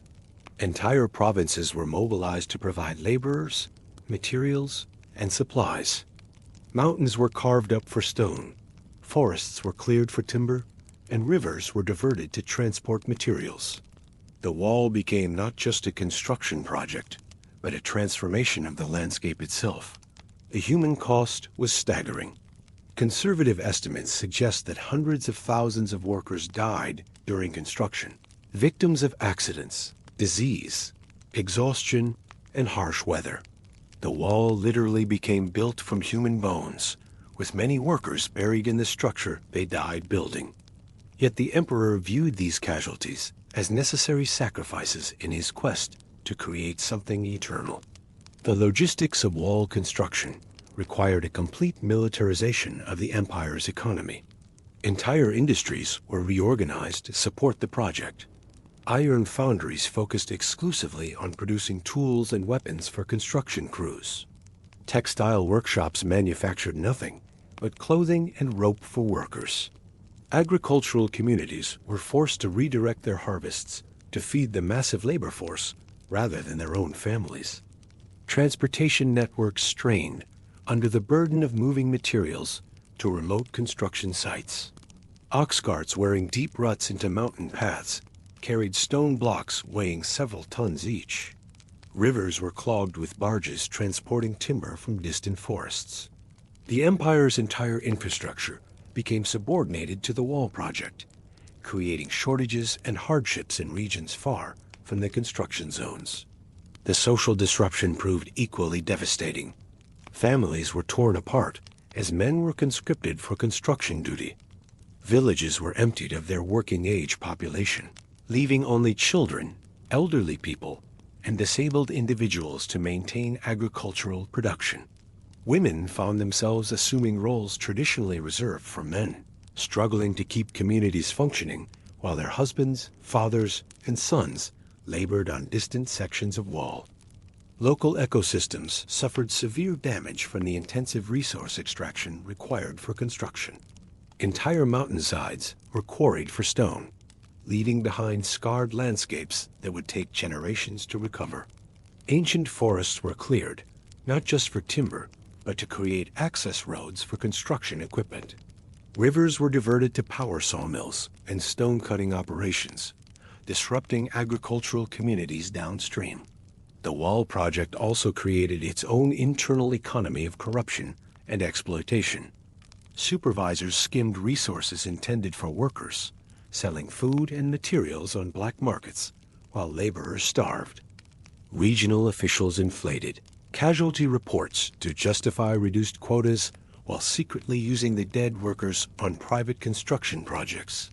The very system designed to create eternal order became riddled with the chaos of human greed and desperation. Along its length, the Wall incorporated watchtowers, garrison buildings, and administrative centers. It became not just a barrier, but a complete military and bureaucratic system.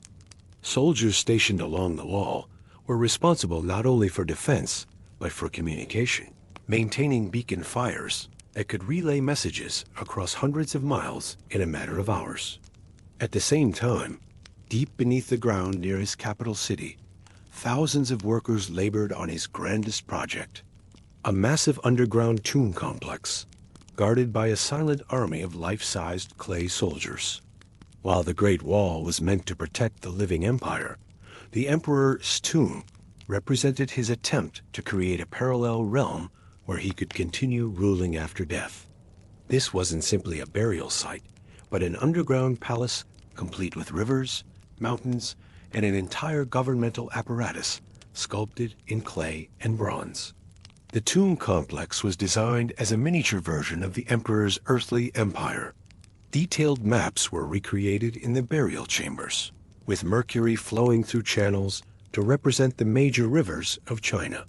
Precious stones were embedded in the ceiling to recreate the night sky. The entire cosmos was represented in microcosm, with the Emperor's sarcophagus positioned at the center like the hub of the universe. The famous Terracotta army was just one component of this vast underground world. Each soldier was individually crafted, with unique facial features, expressions, and equipment. They were arranged in military formations, ready to serve their emperor in the afterlife, just as living armies had served him in life. But beyond the soldiers, the tomb contained terracotta bureaucrats, entertainers, servants, and artisans, all prepared to continue their earthly functions in the realm of the dead. The scale of the tomb project rivaled that of the Great Wall. Thousands of craftsmen worked for decades to complete the underground complex. Skilled artisans created the detailed clay figures, while engineers designed sophisticated drainage systems to protect the chambers from groundwater. The tomb became a subterranean city, complete with its own infrastructure and defensive systems. Security for the tomb was paramount. Workers who knew the location of the entrance were reportedly executed to prevent grave robbing. Automated crossbow systems were installed to kill intruders. The entrance was sealed and camouflaged so effectively that the tomb's location was lost for over 2,000 years. In his final years, the emperor became even more isolated. He traveled across the empire, often in secrecy, believing that constant movement might confuse the spirits of death. He ordered the burning of books and the burying of scholars who opposed him, not out of ignorance, but out of fear that knowledge could inspire rebellion or reveal truths he wanted hidden. The emperor's increasing isolation created a strange paradox. As his empire grew more unified and efficient, he himself became more separated from his subjects. Security concerns meant that fewer and fewer people had direct access to him. Palace protocols became increasingly elaborate, designed to maintain the mystique of imperial authority while protecting the emperor from potential assassins. His travels across the empire took on an almost ritualistic quality. The imperial procession would include hundreds of vehicles, making it impossible for observers to know which one actually contained the emperor. Identical imperial standards flew from multiple carriages, and decoy processions sometimes traveled completely different routes. These journeys became exercises in misdirection and paranoia as much as governance. During these travels, the emperor would sometimes stop at remote temples or sacred sites, seeking spiritual guidance from hermits and mystics who claimed knowledge of immortality techniques. These encounters often proved disappointing, with the promised secrets turning out to be vague meditation practices or herbal remedies, no different from what the court alchemists had already tried. The book burning and scholar persecution represented the emperor's growing fear that knowledge itself posed a threat to his authority. Ancient texts contained accounts of previous dynasties that had fallen, of rulers who had been overthrown, of the cyclical nature of political power.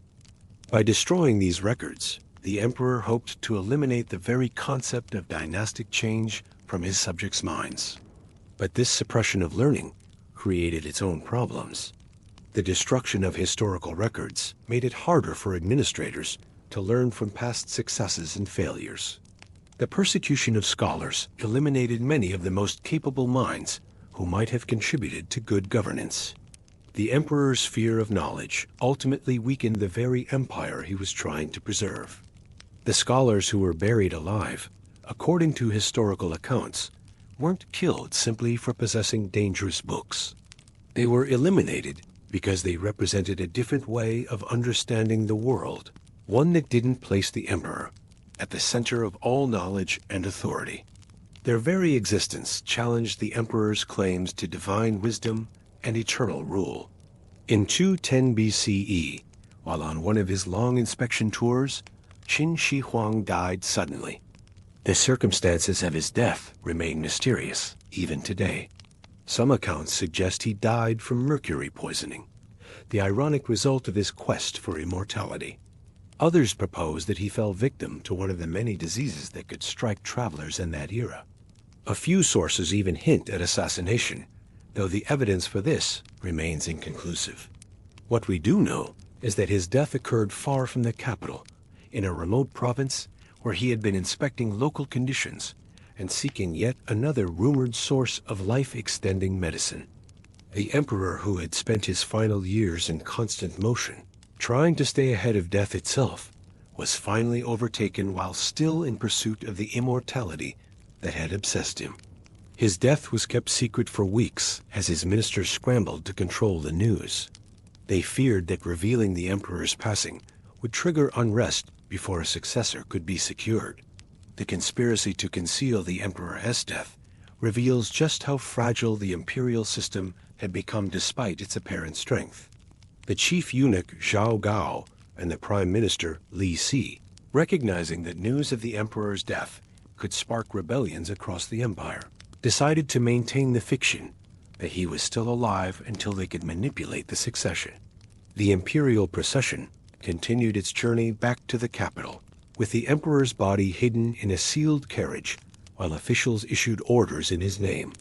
To disguise the smell of decomposition, carts of fish were added to the procession, their odor masking the evidence of death. For weeks, the empire continued to function under the rule of a dead man, governed by forged documents and false proclamations. This macabre charade highlights the contradiction at the heart of the emperor's system. He had created institutions strong enough to function even without his presence. Yet those same institutions were so dependent on the myth of his personal authority that his death had to be concealed to prevent collapse. When the news was finally revealed, it triggered exactly the kind of chaos the emperor had spent his life trying to prevent. Regional rebellions erupted across the empire. Former nobles emerged from hiding to reclaim their ancestral territories. The careful administrative system began to break down as local officials chose sides in the emerging civil war. The great irony was that, despite all his efforts, all his grand building projects, and all the elixirs he swallowed, death still found him.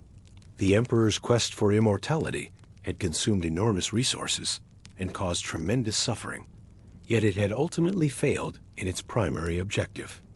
The man who had unified China and reshaped an entire civilization died, just like any common subject, his body subject to the same biological processes that governed all human life. But perhaps the deepest irony was that in his desperate attempt to avoid death, the emperor had actually achieved a form of immortality he never recognized. His legal reforms outlasted his dynasty. His administrative innovations influenced Chinese governance for centuries. His unification of the Chinese language and culture created a shared identity that persists to this day. The Great Wall, for all its human cost, did help define China's northern boundary and became one of the most recognizable structures in human history. The imperial examination system he established continued to select government officials for over 2,000 years. Even his standardization of weights and measures had lasting effects on Chinese commerce and industry. And yet, even now, his legacy lingers. The roads he built, the walls he ordered, the armies he raised, and the massive tomb he left behind. The infrastructure the emperor created proved remarkably durable. His roads continued to facilitate trade and communication long after his dynasty fell. The administrative districts he established became the basis for later governmental organization. The legal concepts he introduced influenced Chinese jurisprudence for millennia. His cultural legacy proved even more enduring. The idea of a unified China, ruled by a single emperor and governed by consistent laws, became so deeply embedded in Chinese consciousness that it survived the collapse of the Qin dynasty and was adopted by subsequent rulers. Every later emperor claimed to be continuing the tradition that Qin Shi Huang had established. The tomb he constructed became a monument not just to his personal ambitions, but to the artistic and technological achievements of his era. The Terracotta warriors represent one of the greatest archaeological discoveries in human history, revealing the sophistication of ancient Chinese craftsmanship and the scale of imperial ambition. A tomb so vast and mysterious that much of it remains unexcavated to this day. Modern archaeological surveys suggest that the tomb complex extends far beyond the area containing the famous Terracotta army. Ground-penetrating radar has revealed additional chambers, possibly containing treasures and artifacts that could revolutionize our understanding of ancient China. Yet excavation proceeds slowly, partly due to the technical challenges of preserving fragile artifacts, and partly out of respect for what remains, essentially a sacred site. The tomb serves as a time capsule, preserving not just the emperor's remains, but the hopes, fears, and worldview of an entire civilization. Every figure in the Terracotta army represents not just artistic achievement, but the culmination of the emperor's obsession with control, his determination to extend his authority even beyond death. Which brings us to our next chapter tonight, the Terracotta army.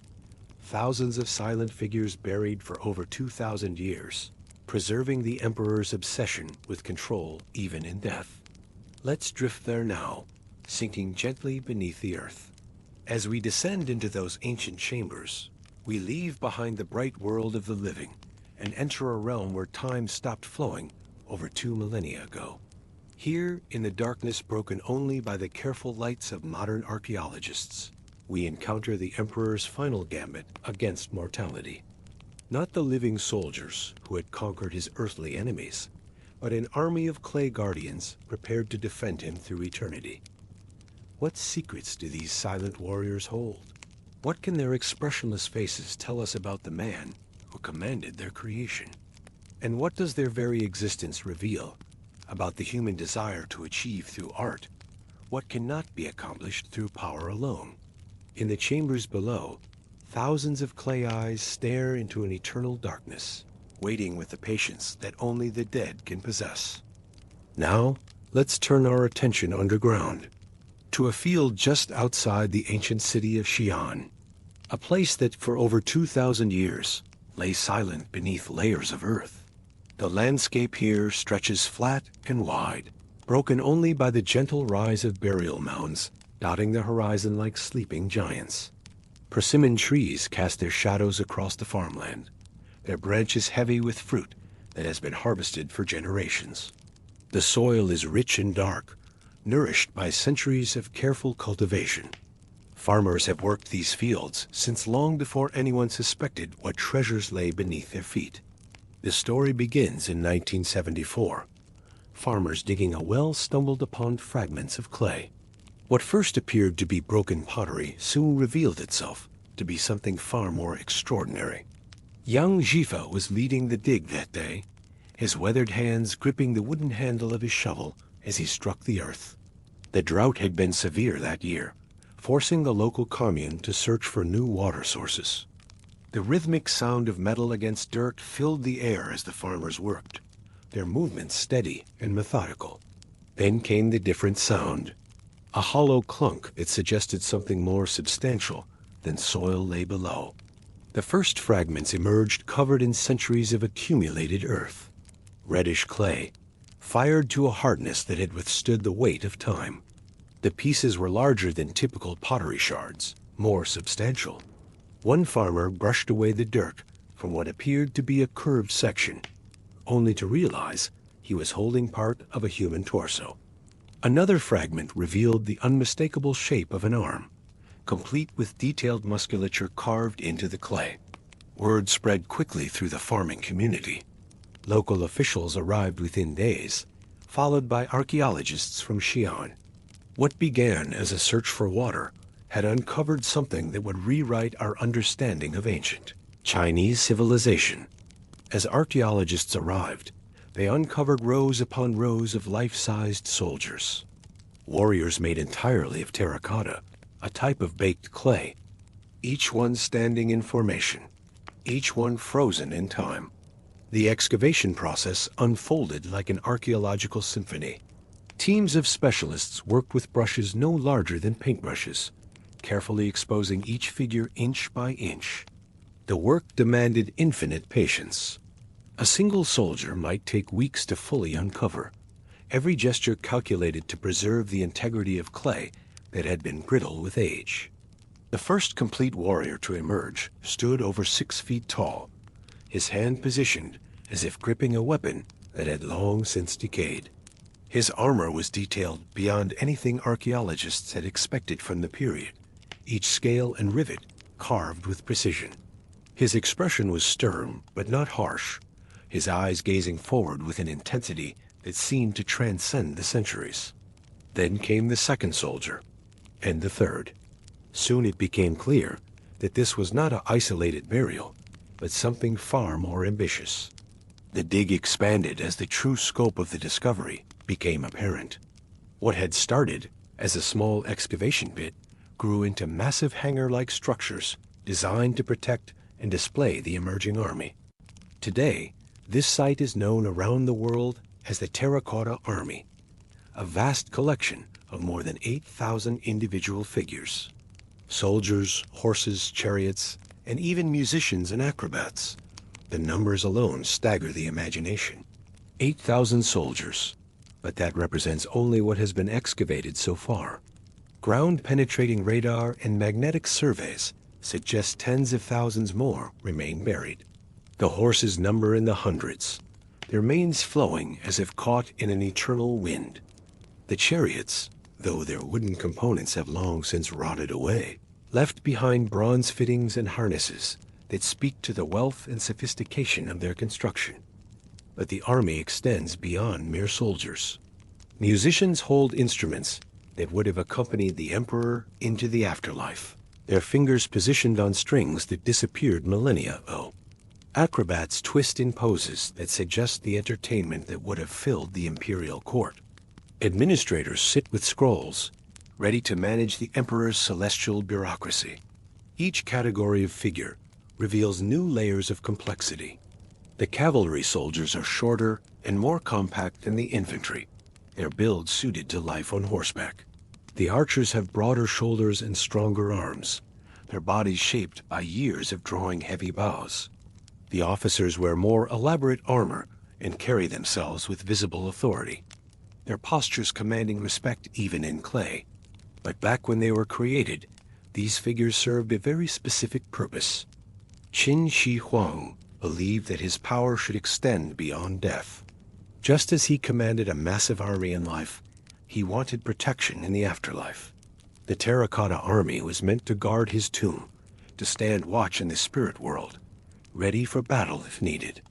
The emperor's relationship with death was complex and deeply personal. Historical records suggest he began planning his tomb shortly after taking power, understanding that his revolutionary changes to Chinese society would create enemies who might pursue him even beyond the grave. The Terracotta army represented more than protection. It embodied his determination to maintain control over both the mortal and spiritual realms. Ancient Chinese beliefs about the afterlife centered on continuity. Death was not an ending, but a transition to a different form of existence. The dead required the same necessities as the living: food, shelter, protection, and companionship. For an emperor who had unified a fractured nation through military might, an army in the afterlife was not luxury but necessity. The positioning of the soldiers reflects sophisticated military thinking. They stand in battle formation, with advanced units positioned to meet threats from multiple directions. Crossbow units occupy elevated positions, their fields of fire calculated to cover key approaches. Infantry blocks are arranged to provide mutual support, while cavalry units guard the flanks. Even in death, Qin Shi Huang's army maintained tactical superiority. Imagine standing in one of the excavation pits today. The air is cool and still. The faint scent of clay lingers. Soft light filters down from the ceiling, casting long shadows across row after row of soldiers. The experience is simultaneously overwhelming and intimate. The main pit stretches nearly the length of 2 football fields, its depth creating a natural amphitheater where thousands of visitors can observe the army from elevated walkways. The silence is profound despite the crowds, as if the presence of the warriors commands a reverence that transcends language and culture. The lighting has been carefully designed to minimize damage to the figures while maximizing their visual impact. Soft LED systems illuminate the warriors from multiple angles, eliminating harsh shadows while revealing the subtle details of their construction. The interplay of light and shadow creates an almost living quality to the clay faces, as if the soldiers might shift their gaze or adjust their stance when observers look away. The humidity is controlled to prevent further deterioration of the clay, but the air still carries hints of earth and age. Visitors often comment on the smell, a distinctive combination of fired clay, preserved wood, and something indefinable that speaks to the passage of millennia. It is the scent of deep time, of human ambition, preserved in earth and ceramic. Look closely, and you'll notice something remarkable. No 2 faces are exactly alike.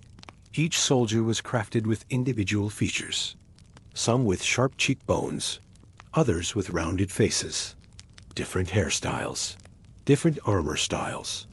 Even the soles of their shoes show variation. The individuality of the warriors represents one of the most extraordinary aspects of the entire project. In an age when mass production meant crude replication, the artisans of Qin Shi Huang's workshops achieved something approaching modern manufacturing precision while maintaining artistic uniqueness. Each face tells a story. Each expression suggests a personality that once lived and breathed. Some warriors bear the weathered features of veteran campaigners, their faces marked by lines that speak to years of military service.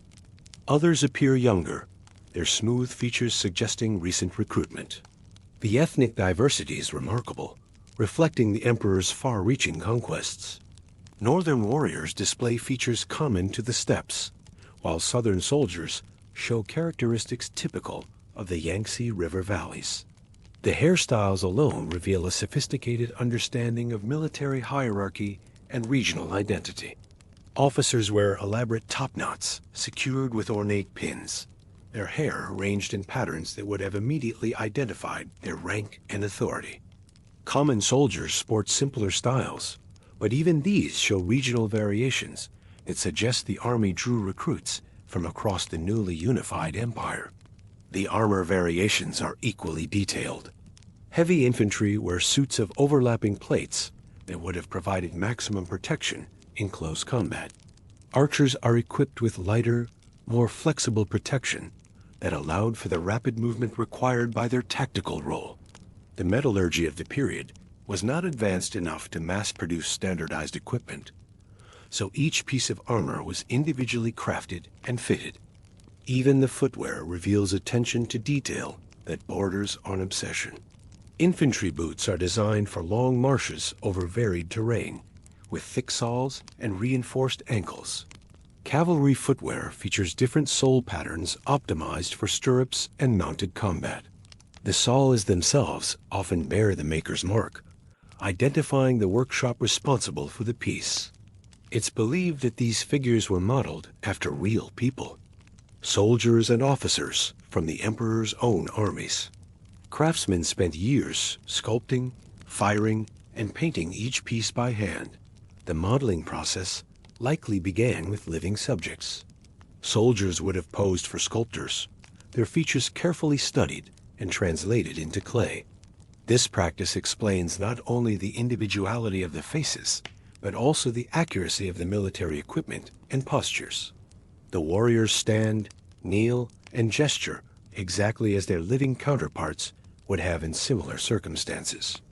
The workshops that produced the army must have been vast enterprises employing thousands of artisans. Archaeological evidence suggests multiple production centers, each specializing in different aspects of the work. Some focused on heads and faces, others on torsos and limbs. Assembly teams combined the various components, while finishing specialists added final details and paint. The production process was remarkably sophisticated. Bodies were built hollow to prevent cracking during firing, with carefully calculated wall thickness that provided strength while minimizing weight. Arms and heads were fired separately and attached using clay slip and mechanical joints. The engineering involved in creating figures that could stand unsupported for over 2 millennia represents a mastery of materials and technique that rivals modern ceramic production. Quality control was rigorous. Each piece bears maker's marks that allowed supervisors to track production and identify problems. Defective figures were broken up and the clay recycled, ensuring that only the finest work entered the emperor's tomb complex. The standards were so high that even pieces rejected by ancient quality inspectors often exceed the craftsmanship of imperial ceramics from later dynasties. The painting process added another layer of complexity. Pigments were made from expensive minerals ground to fine powders and mixed with organic binders. The color schemes followed strict conventions. Officers wore more elaborate designs with gold and silver accents, while common soldiers were decorated in simpler patterns. The painting was applied over a base coat that sealed the clay and provided a smooth surface for detailed work. In their original state, the soldiers were brightly colored. Reds, blues, and greens covered their armor and robes. But exposure to air after excavation has caused much of the paint to fade. Now they stand in muted shades of gray and brown, quiet and solemn. The loss of color represents one of archaeology's most poignant ironies. The moment these warriors were exposed to air after centuries of burial, their brilliant colors began to fade. Within hours of excavation, paint that had remained vibrant for over 2,000 years started to flake and disappear. Early excavators watched helplessly as reds faded to pink and then to nothing, as blues dulled to gray and vanished entirely. Modern conservation techniques have slowed this process, but cannot reverse it entirely. Figures are now treated with stabilizing chemicals immediately upon exposure, and many recent discoveries remain partially buried until better preservation methods can be developed. The few warriors that retain significant traces of their original coloring are kept in climate-controlled environments with carefully filtered lighting. Reconstructions based on paint traces and chemical analysis reveal an army that blazed with color. Officers wore robes of imperial purple trimmed with gold. Their armor gleamed in deep blues and greens, with bronze fittings that caught and reflected light. Common soldiers were dressed in earth tones enlivened with bright accents that distinguished their units and roles. The horses were equally magnificent. Their coats varied from deep blacks to rich browns, with manes and tails highlighted in contrasting colors. Saddle blankets featured geometric patterns in brilliant reds and yellows. Even the bridles and harnesses were painted, their leather surfaces decorated with designs that identified the cavalry units they served. The psychological impact of this colorful army must have been enormous. Visitors to the tomb complex would have encountered not the serene gray figures we see today, but a blazing multitude of warriors, whose very appearance proclaimed the power and wealth of their imperial master. The effect would have been simultaneously beautiful and terrifying, a visual representation of military might that transcended mere functionality. And this is only a fraction of what remains. Most of the emperor's tomb complex is still sealed. Archaeologists have avoided opening the central burial chamber. Ancient texts describe rivers of flowing mercury surrounding the emperor's sarcophagus. Tests of the soil near the tomb entrance have confirmed unusually high mercury levels, adding weight to these old accounts. The tomb mound itself rises nearly 200 feet above the surrounding landscape, its earthen slopes hiding a structure that may dwarf the pyramids in complexity, if not in height. Ground-penetrating radar has revealed a vast network of chambers and corridors extending deep underground. The central burial chamber appears to be surrounded by a complex of rooms that may contain treasures, documents, and artifacts that could revolutionize our understanding of ancient China. The mercury references in historical accounts are particularly intriguing. Sima Qian, the grand historian of the Han Dynasty, wrote that the tomb contained palaces and scenic towers for 100 officials, and that mercury was used to simulate the 100 rivers, the Yangtze and Yellow River, and the Great Sea, and set to flow mechanically. Modern soil analysis shows mercury concentrations up to 100 times normal levels in the area around the tomb mound. This evidence suggests that the ancient accounts may be literally accurate. Mercury would have been used not just symbolically, but practically, creating actual flowing rivers within the tomb complex. The metal's liquid properties at room temperature would have allowed for mechanical circulation systems, possibly powered by the same hydraulic principles used in contemporary Chinese engineering projects.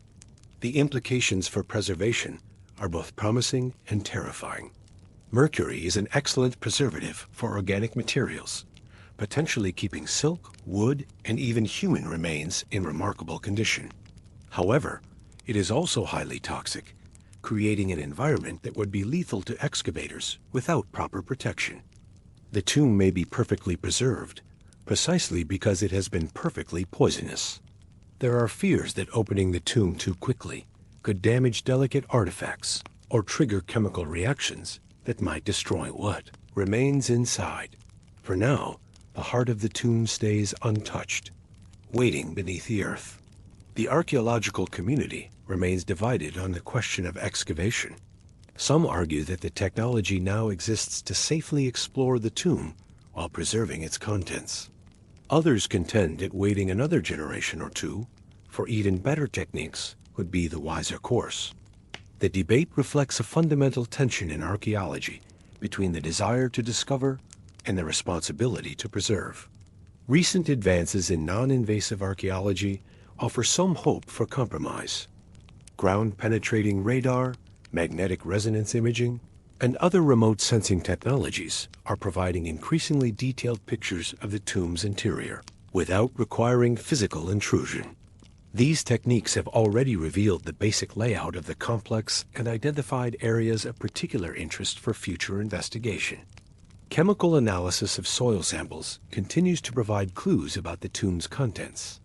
In addition to mercury, tests have detected traces of organic compounds that suggest the preservation of wooden structures, textiles, and possibly even food offerings. The chemical signatures are consistent with the elaborate burial practices described in historical accounts. The political dimensions of excavation also complicate decision-making. The tomb has become a symbol of Chinese cultural heritage and national pride.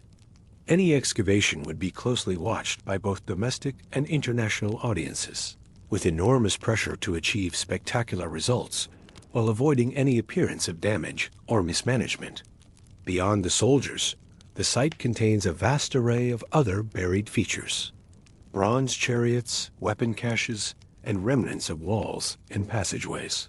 There is evidence of stables, administrative offices, and perhaps even models of palaces and cities.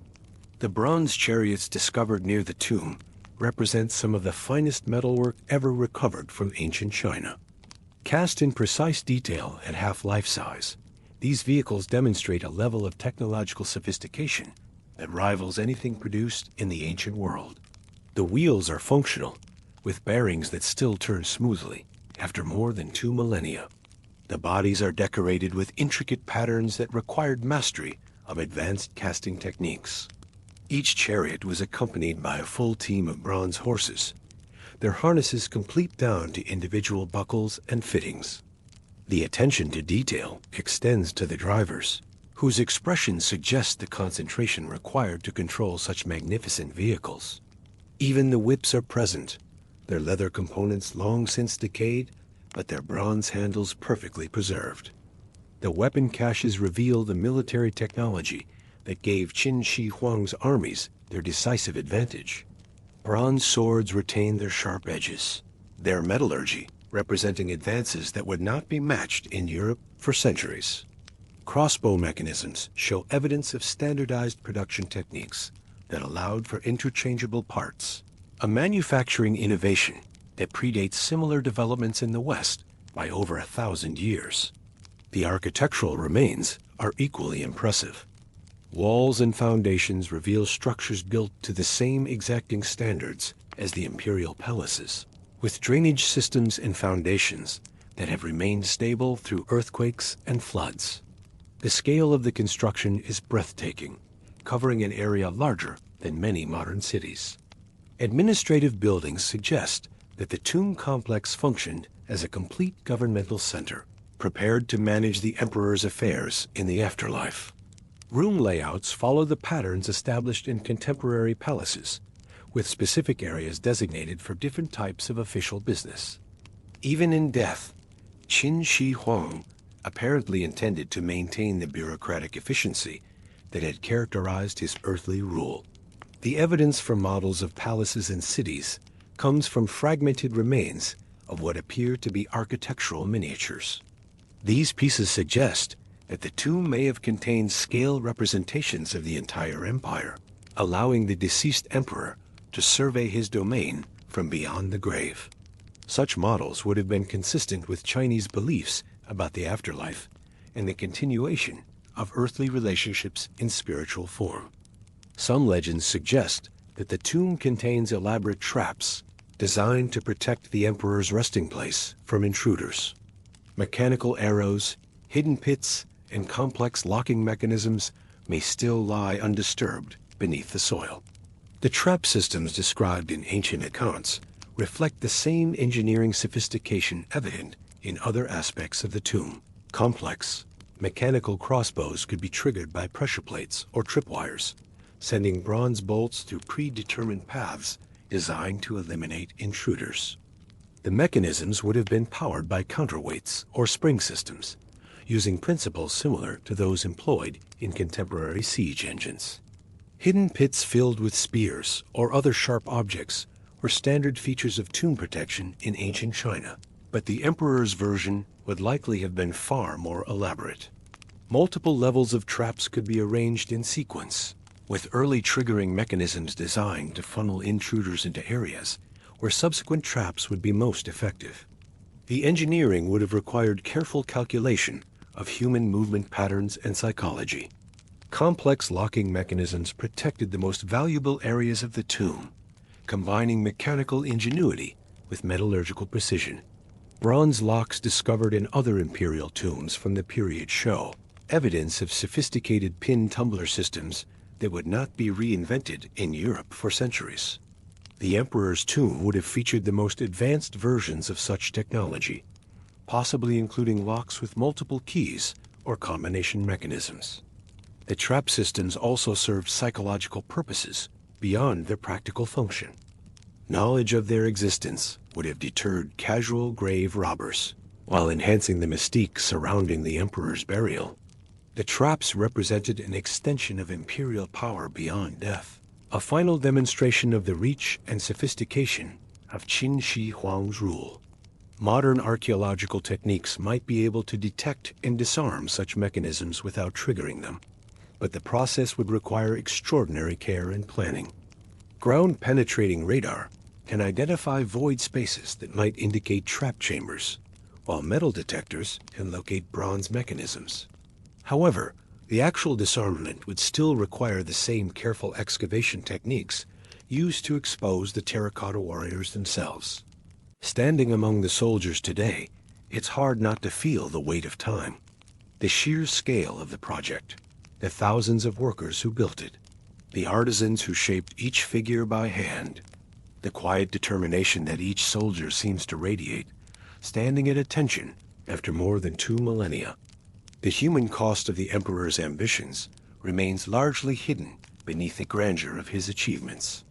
Historical records suggest that hundreds of thousands of workers participated in various aspects of the tomb construction, from quarrying stone to firing ceramics to moving earth. Many of these workers were conscripts fulfilling mandatory service obligations, while others were convicted criminals sentenced to hard labor. The working conditions would have been harsh by any standard.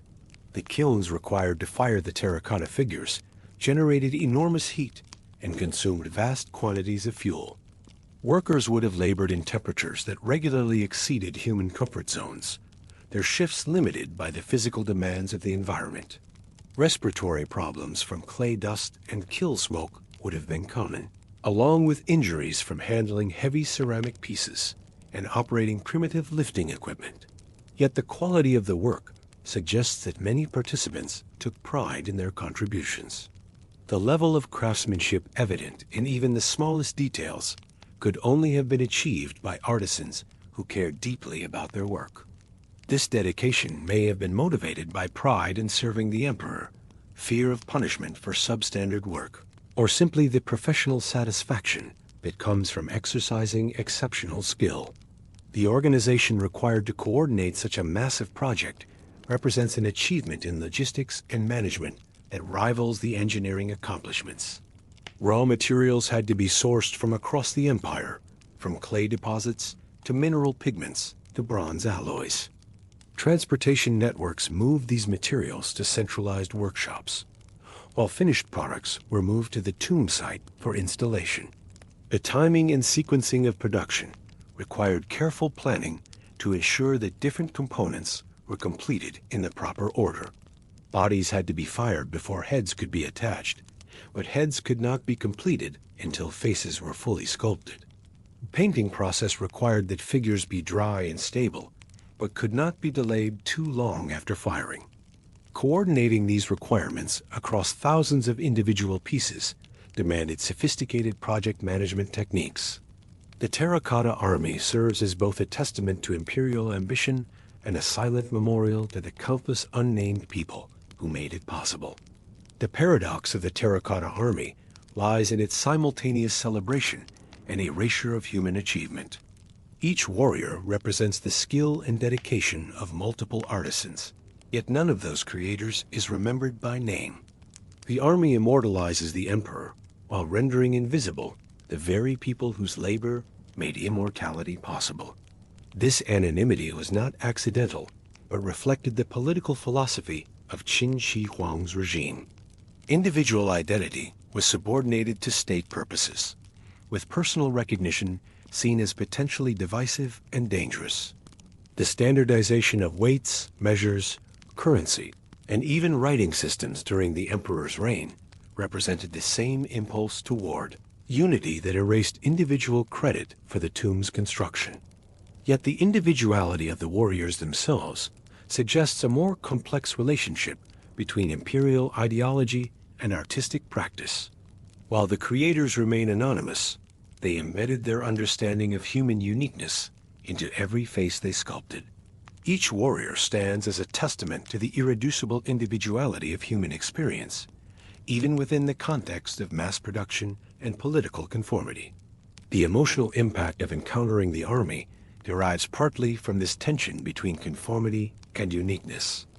The soldiers stand in perfect formation, yet each face tells a different story. They represent military discipline and imperial power, yet they evoke empathy and personal connection. They are simultaneously ancient and timeless, foreign and familiar. Modern visitors often report a sense of being watched by the warriors, as if the clay figures retain some spark of the consciousness they were meant to represent.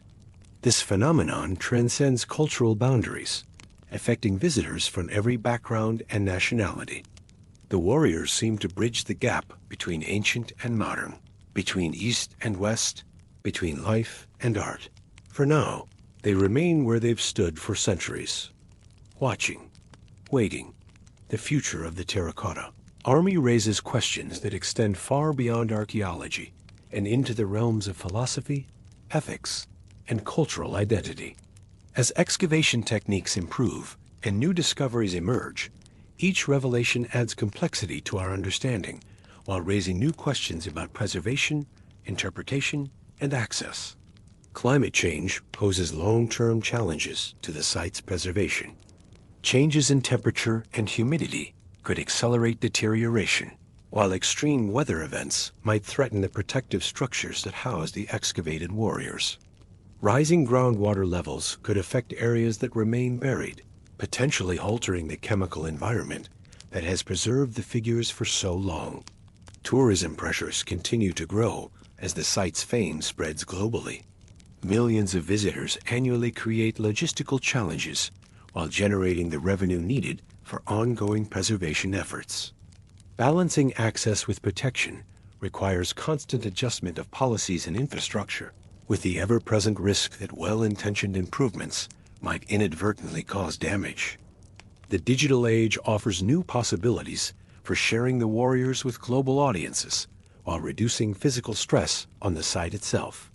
Virtual reality reconstructions allow people around the world to experience the army in its original colors and full glory. Digital archives preserve detailed records of each warrior, creating permanent backups against future loss or damage. International collaboration in preservation efforts has intensified as the site's global significance has become apparent. Experts from around the world contribute techniques and technologies developed at other archaeological sites, while Chinese innovations in conservation science benefit projects worldwide. The Terracotta Army has become a symbol of shared human heritage that transcends national boundaries. The scientific discoveries emerging from the site continue to reshape our understanding of ancient Chinese capabilities. Chemical analysis of the bronze weapons has revealed metallurgical techniques that produced steel-like hardness in bronze alloys, a technological achievement that challenges traditional timelines of material science development. The chromium coating found on some weapons represents a surface treatment process that was not rediscovered in the West until the 20th century. Soil analysis around the warriors has yielded unexpected insights into ancient environmental conditions. Pollen samples trapped in the clay reveal the botanical landscape of Qin-era China, showing how deforestation and agriculture had already begun to transform the region's ecology. Microscopic analysis of dust particles embedded in the ceramic surfaces tells stories of seasonal weather patterns, volcanic eruptions, and even cosmic dust from meteor showers that occurred during the tomb's construction. The discovery of organic materials preserved in the tomb's unique microenvironment has opened new windows into daily life during the Qin dynasty. Fragments of silk found adhering to bronze fittings show weaving techniques of extraordinary sophistication, with thread counts that rival modern luxury textiles. Leather remnants reveal tanning processes that produced materials of remarkable durability, their molecular structure still intact after more than 2 millennia. Wood fragments tell their own stories through dendrochronology and species analysis. The emperor's craftsmen selected trees from forests across the empire, choosing specific species for their symbolic significance as much as their practical properties. Cedar from the western mountains, oak from central plains, and exotic hardwoods from southern provinces all contributed to the tomb's construction, creating a botanical map of Qin territorial control. The astronomical implications of the tomb's layout have only recently begun to be understood. The positioning of various pits and structures appears to follow celestial patterns, with the Terracotta army arranged according to star formations visible during the emperor's lifetime. This cosmic alignment reflects ancient Chinese beliefs about the correspondence between earthly and heavenly order, with the tomb serving as a microcosm of the universe itself. Advanced ground-penetrating radar has revealed structures that appear to be astronomical instruments buried within the complex. These devices may have been designed to track celestial movements in the afterlife, allowing the emperor to maintain harmony between his spiritual kingdom and the cosmic forces that governed earthly affairs.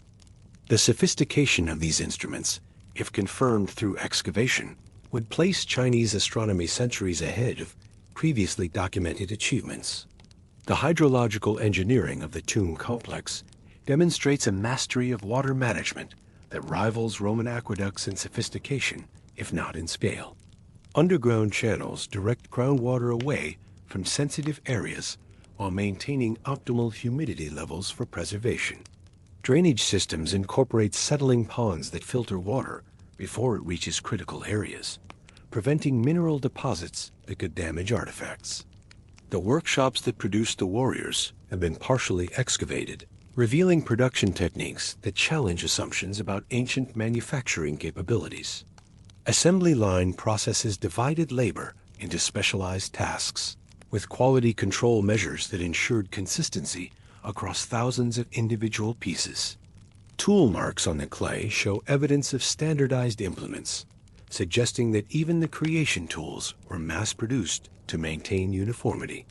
Kilns used to fire the warriors represent technological achievements that pushed ceramic science to its limits. Temperature control was maintained through sophisticated damper systems that regulated airflow with precision.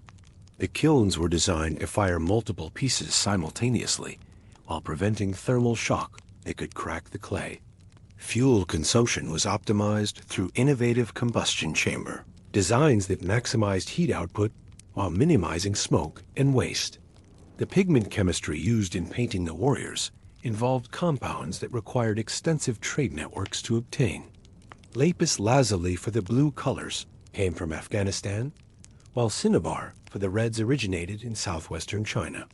The mixing and application techniques created paint systems that bonded chemically with the clay surface, achieving durability that modern conservation scientists struggle to replicate. Recent excavations have uncovered evidence of a sophisticated communication system within the tomb complex. Bronze mirrors positioned at strategic locations could have reflected sunlight or torchlight to carry signals across the site. Underground tunnels connect distant areas of the complex, possibly allowing for covert movement of personnel during construction or ritual activities after completion. The acoustics of the excavated areas reveal another layer of planning sophistication. The pit dimensions and wall angles create resonance patterns that would have amplified sounds in specific frequencies. Conversations held in certain locations carry clearly to distant points, while other areas remain acoustically isolated. These properties may have been designed to enhance ritual ceremonies or provide security advantages for tomb guardians. Animal remains found throughout the site tell stories of sacrifice and symbolism that extend beyond the famous terracotta horses. Exotic birds from distant provinces were buried with appropriate ceremony, their bones showing signs of careful preparation and ritual treatment. The presence of animals not native to the Xi'an region demonstrates the vast reach of the emperor's collection efforts and the symbolic importance of representing his entire domain in the afterlife. The botanical archaeology of the site has revealed the remains of gardens and landscaping that once surrounded the tomb complex. Tree rings from preserved wood specimens show evidence of careful cultivation and pruning, creating artificial forests designed according to aesthetic and symbolic principles. The plant species chosen for these gardens came from across the empire, creating a living map of Qin territorial extent. Textile production tools found in workshop areas suggest that silk weaving was conducted on-site to create burial garments and decorative elements. The quality of these tools surpasses examples from most contemporary sites, indicating that the emperor's craftsmen had access to the finest equipment available. Microscopic analysis of tool surfaces shows wear patterns consistent with the production of extremely fine textiles. The mathematical precision evident in the tomb's construction reveals advanced understanding of geometric principles and engineering calculations. The alignment of structures follows mathematical ratios that create harmonious proportions, while load-bearing calculations ensured structural stability across geological timescales. Survey markers found throughout the site show evidence of sophisticated measurement techniques that maintained accuracy across the vast construction area. Recent analysis of construction sequence markers has revealed the timeline of the tomb's creation in unprecedented detail. Different areas were built simultaneously by separate work crews, their efforts coordinated through a master plan that allocated resources and scheduled deliveries with remarkable precision. The efficiency of this process suggests project management capabilities that rival modern construction techniques. The social organization required to support the tomb's construction can be inferred from residential areas and support facilities discovered around the main site. Workers' quarters were arranged according to strict hierarchies, with skilled artisans receiving better accommodation than general laborers. Food distribution systems ensured adequate nutrition for the workforce while maintaining the social distinctions that governed Qin society.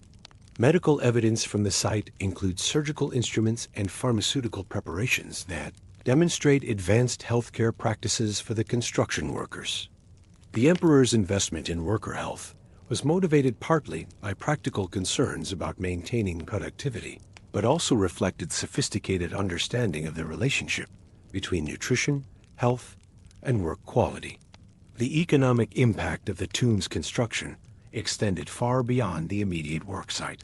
Raw material procurement created trade relationships that spanned the known world, while the concentration of skilled artisans in Xi'an attracted additional craftsmen and merchants. The tomb project functioned as an economic engine that stimulated development across multiple industries and regions. And as we leave this quiet area behind, we'll drift toward a very different side of ancient China. Past the soldiers and the soil, past the underground tombs and burial mounds, we'll rise into the light, into the Forbidden City, a place where life for the elite was both luxurious and confining. The contrast could not be more striking. Where the Terracotta army represents death and permanence, the Forbidden City embodies life and constant change. Where the warriors stand in eternal silence, the palaces once echoed with the voices of thousands of courtiers, servants, and officials navigating the intricate protocols of imperial power.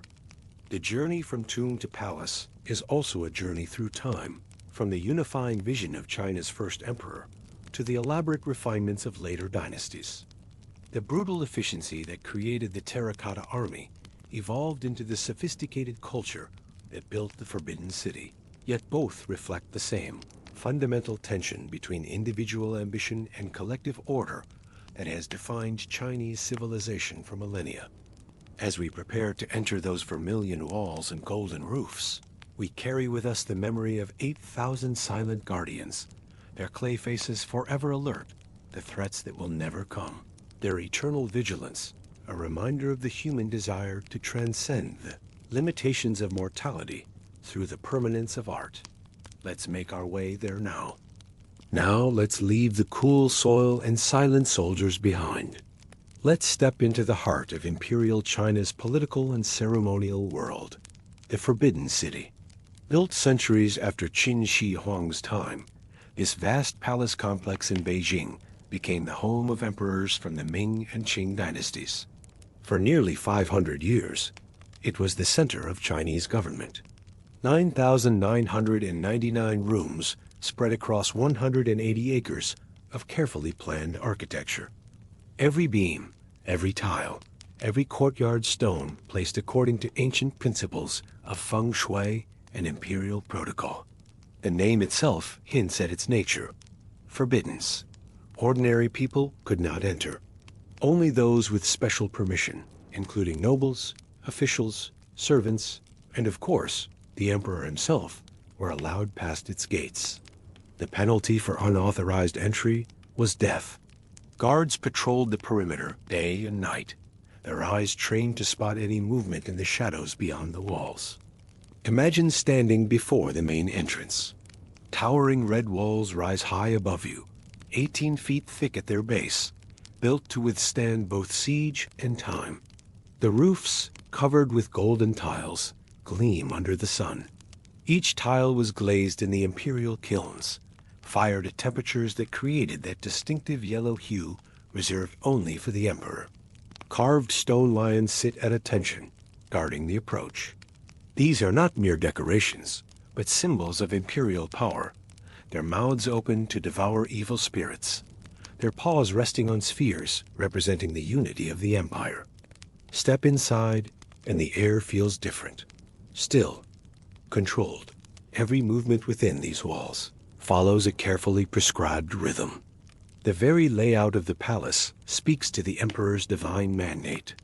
The complex is divided into two main sections: the outer court, where official business takes place, and the inner court, the private residence of the imperial family.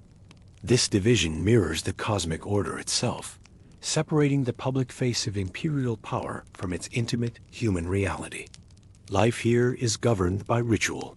Each day begins before dawn with the sound of gongs and bells. The bronze instruments ring out across the courtyards in a sequence known for over 1,000 years. First, the watch gongs announce the hour. Then temple bells call for morning prayers. Finally, palace bells signal the beginning of another day in the most controlled environment on Earth. Servants hurry through corridors, preparing the emperor's breakfast. These are not casual servants, but specialists in their craft.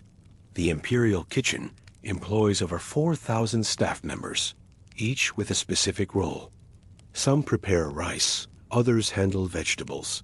Still others specialize in the delicate art of tea preparation.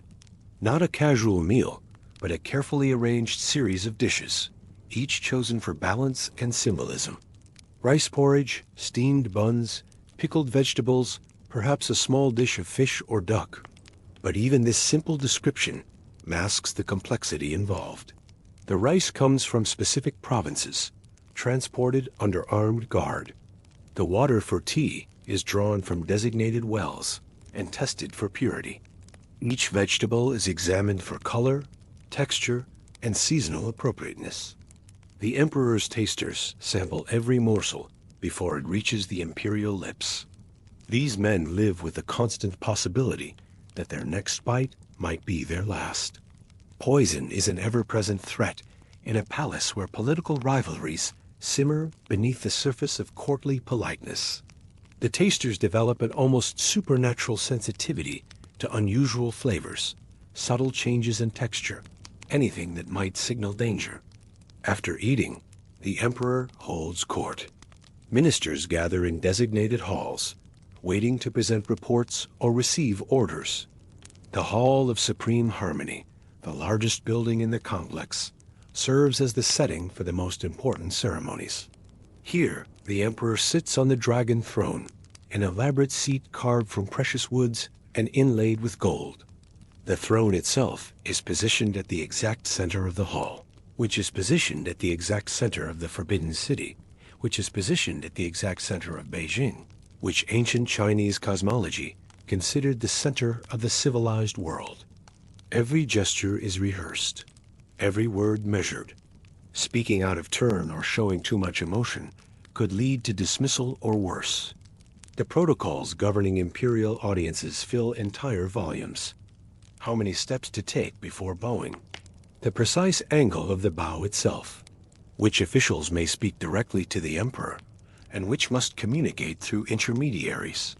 Even the emperor's responses follow established patterns, with ceremonial phrases that carry meanings beyond their literal words. The ministers themselves represent a carefully balanced ecosystem of competing interests. There are military commanders reporting on frontier campaigns, provincial governors describing local conditions, treasury officials presenting revenue calculations, and scholars debating points of classical philosophy. Each group has its own internal hierarchies, its own networks of loyalty and obligation. A governor might owe his position to a military commander, who in turn depends on the support of court scholars, who must navigate the preferences of imperial concubines who have the emperor's ear. For the emperor, days are filled with decisions about trade, taxes, military campaigns, and court appointments. But these decisions rarely emerge from personal preference or individual judgment. Each choice must be weighed against precedent, against the advice of counselors, against the complex web of relationships that holds the empire together. When drought strikes the southern provinces, the emperor cannot simply order relief supplies. He must consider the political implications of favoring one region over another, the financial impact on the imperial treasury, a message such aid might send to neighboring kingdoms. Trade decisions involve calculating the flow of silk, porcelain, tea, and spices across thousands of miles. Imperial caravans travel the Silk Road under military escort, carrying goods that will end up in markets from Constantinople to Cairo. The emperor must approve routes, negotiate with foreign merchants, and balance the empire's need for exotic goods against the security risks of opening borders to strangers. Tax collection requires intimate knowledge of agricultural cycles, regional variations in crop yields, and the capacity of different provinces to contribute to imperial coffers. Too little taxation, and the government cannot function. Too much, and rebellions spark in the countryside. The emperor receives detailed reports on harvests, weather patterns, and population movements, all presented in careful calligraphy on silk scrolls. Military campaigns demand strategic thinking on a continental scale. The empire's borders stretch from the tropical south to the frozen north, from the Pacific coast to the edges of Central Asia. Nomadic tribes probe for weaknesses.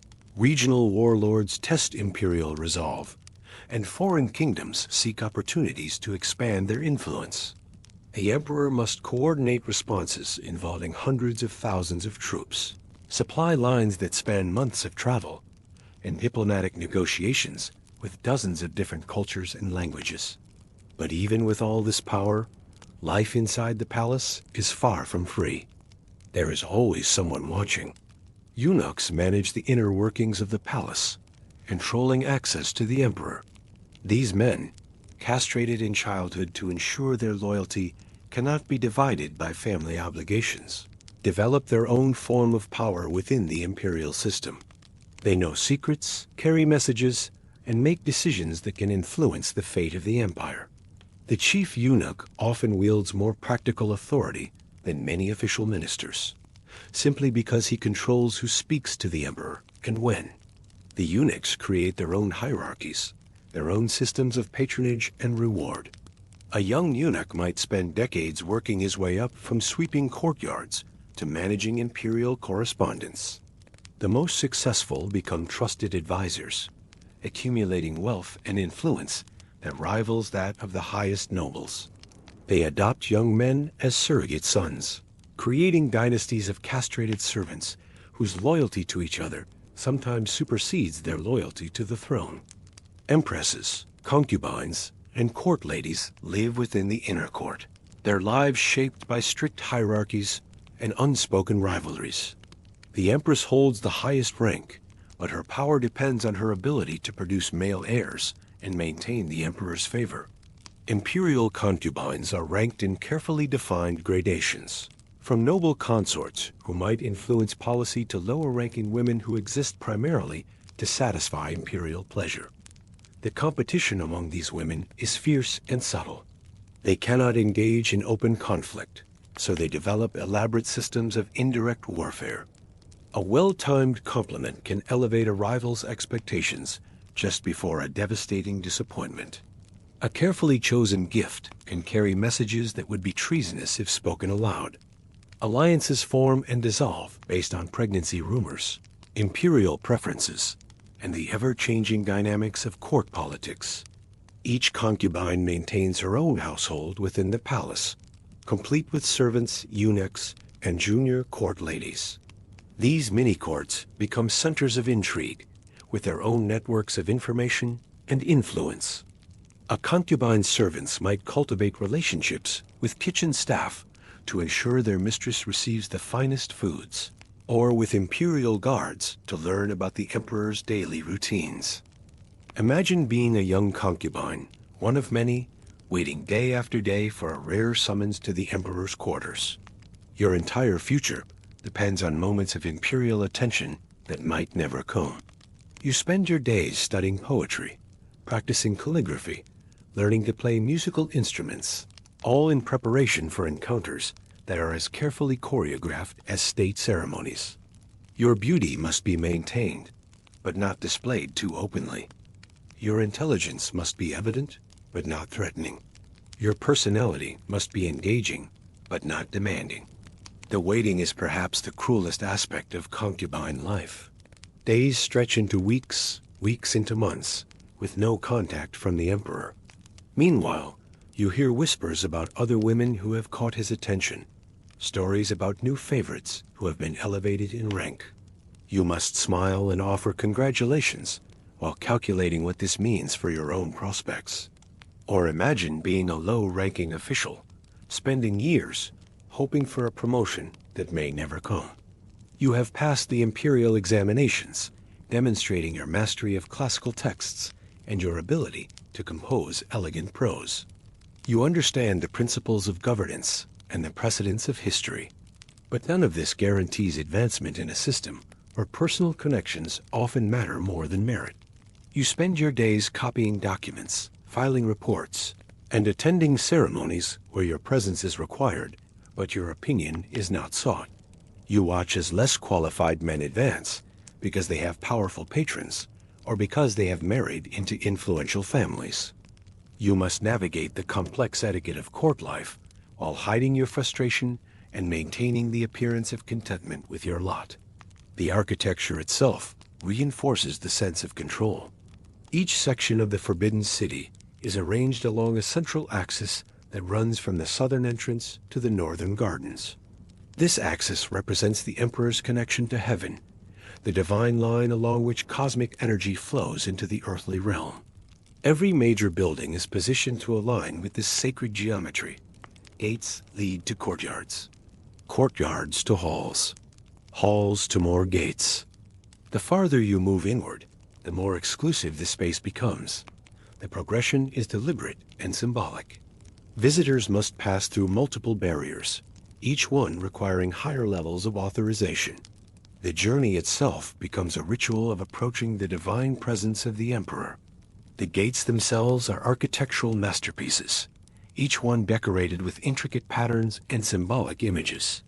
Dragons, phoenixes, and other mythological creatures writhe across the surfaces, carved in stone and painted in brilliant colors. The doors are massive, requiring teams of servants to open and close them. The sound of their movement echoes across the courtyards, announcing the arrival of important visitors or the beginning of ceremonial events. The courtyards vary in size and function, but all are paved with identical gray stones cut to precise dimensions.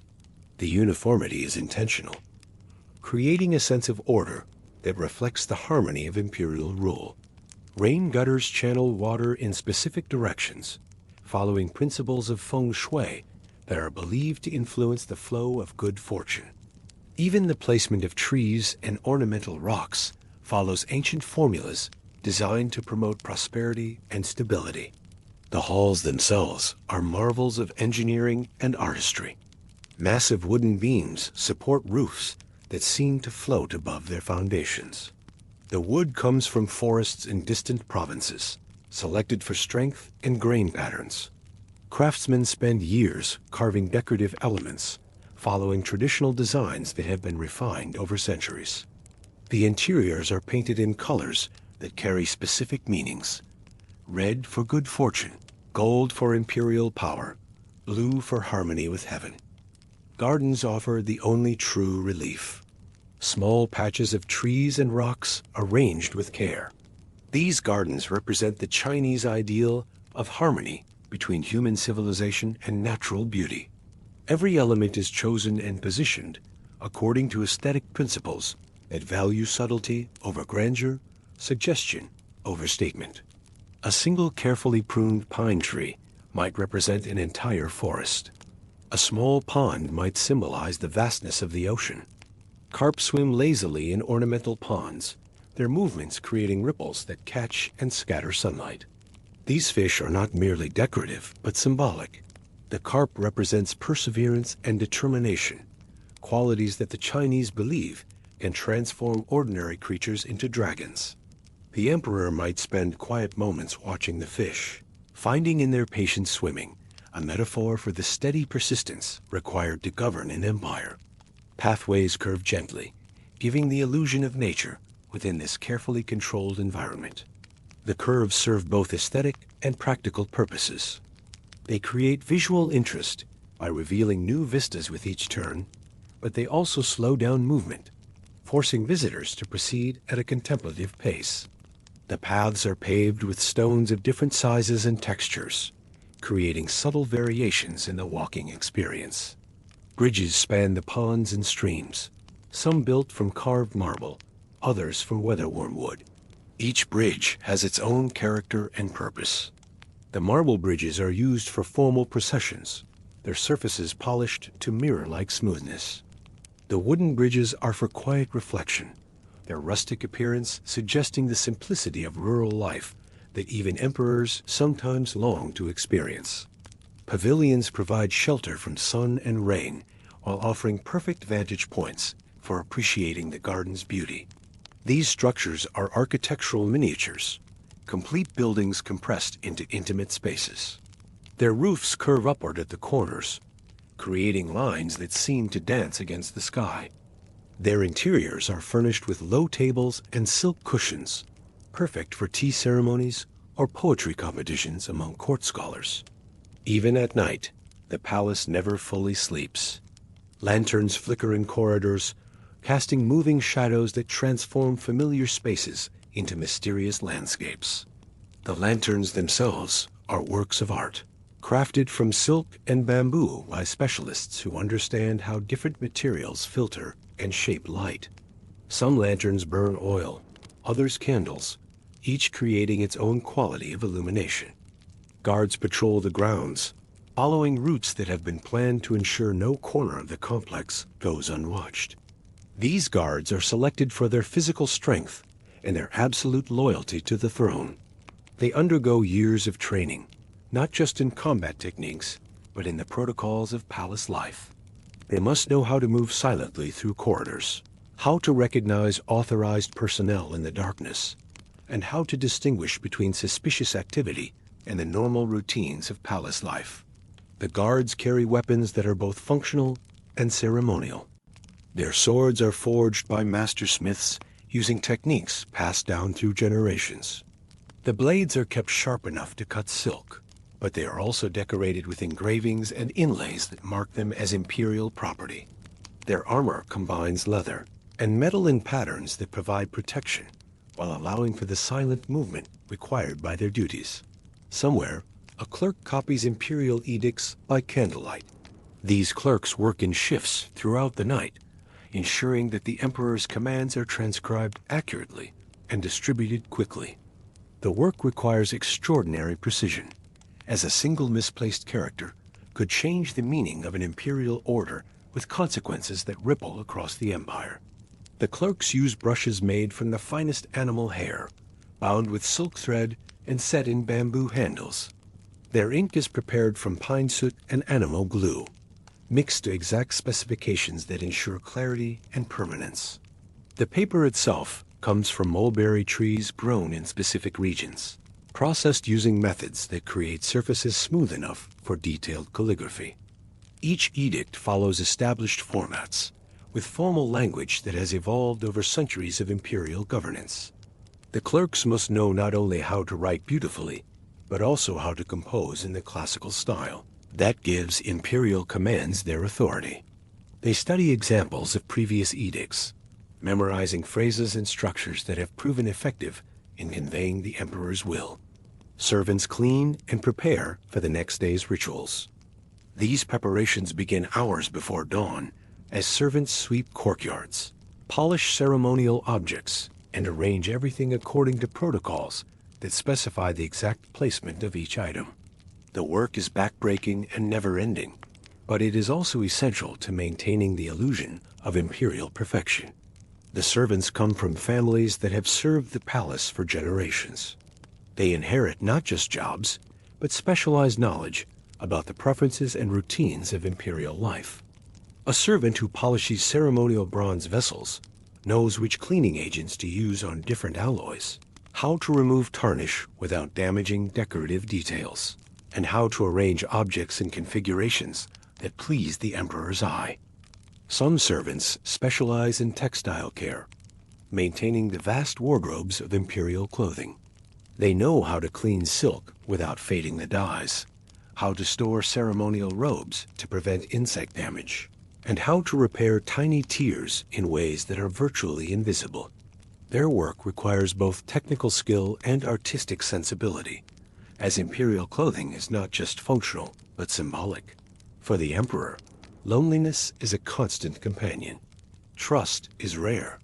The weight of decisions, the fear of betrayal, and the demands of ceremony leave little room for simple human connection. Every conversation is filtered through layers of protocol and political calculation. Every friendship must be evaluated for its potential dangers as well as its benefits. The emperor might long for someone who sees him as a person rather than as a symbol, but such relationships are nearly impossible within the palace environment. His concubines compete for his attention and favor. His officials seek advancement or protection. His servants fear punishment if they overstep their boundaries. Even his closest advisors must balance their personal feelings against their political obligations. Sleep itself becomes a political act. The emperor's bedchamber is changed frequently to prevent assassination attempts. He might sleep in a different room each night, with trusted eunuchs standing guard outside the door. Even his bedding is examined for potential threats, and food tasters sample any evening refreshments before they reach his lips. Dreams, when they come, offer no escape from imperial responsibilities. Traditional Chinese medicine teaches that dreams reflect the condition of the body and spirit, and imperial physicians analyze the emperor's sleep patterns for signs of cosmic imbalance. A disturbing dream might lead to changes in policy or alterations in court ceremony, as advisors seek to realign earthly affairs with heavenly will. Beyond the walls, the city of Beijing continues its own rhythm. Merchants close their stalls as the evening call to prayer echoes from mosques in the Muslim quarter. Craftsmen in workshops put away their tools and gather with their families for simple meals of rice and vegetables. Students in private academies practice their calligraphy by lamplight, hoping to pass the examinations that might one day bring them to the attention of imperial recruiters. The contrast between life inside and outside the palace walls could hardly be more stark. Beyond the gates, people laugh loudly, argue freely, and make choices based on personal preference rather than cosmic significance. They worry about practical matters like paying rent and finding good matches for their children. Their lives unfold according to the rhythms of seasons and markets rather than the elaborate choreography of imperial ceremony.